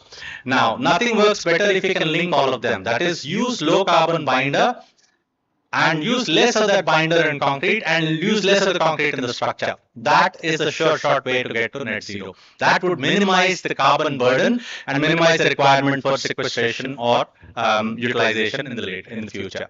So with that, I'd like to thank you for your attention and open the floor for questions, if any. Yeah, thank you, Professor Subramaniam, for excellent presentation. Please, we have a token of appreciation, and you will appreciate our token. Yes. We are presenting. Yes.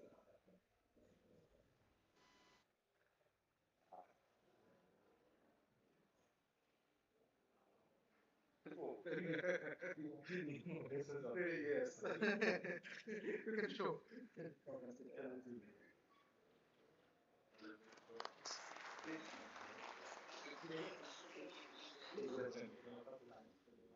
Come on, hey, ACC, next one.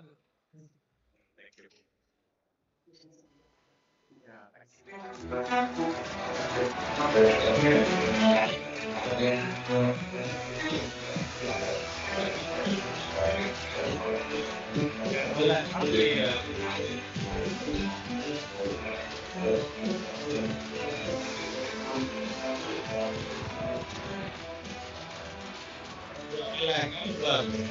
The stage, I'd like to take this opportunity to announce the next conference, which will be ISCON, which is the Ecstasy in Concrete. It is a quintennial event organized by ICI, and the ICI Hyderabad chapter is proud to host it. We have gathered quite a constellation of stars who will be our keynote and plenary speakers. And it will be hosted at Hyderabad, at one of the premium locations. Hyderabad, as you know, is one of the cities that is growing the most rapidly in India. It has made very rapid strides in infrastructure. So, with this, I would like to invite all of you to ISCON 2025.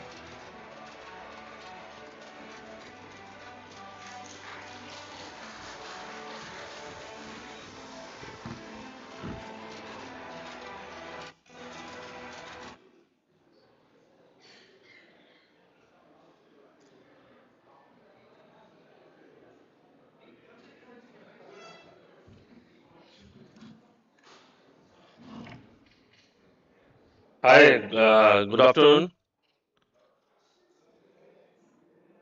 So, I am Ankit Saxena from a listed company called EPAC. Yeah, so like we were asked to talk about sustainable building solutions. As a organization, we provide solution which are very much in use for the sustainable kind of construction. So EPAC is the only listed company. Can you start? Ashish ji, start me.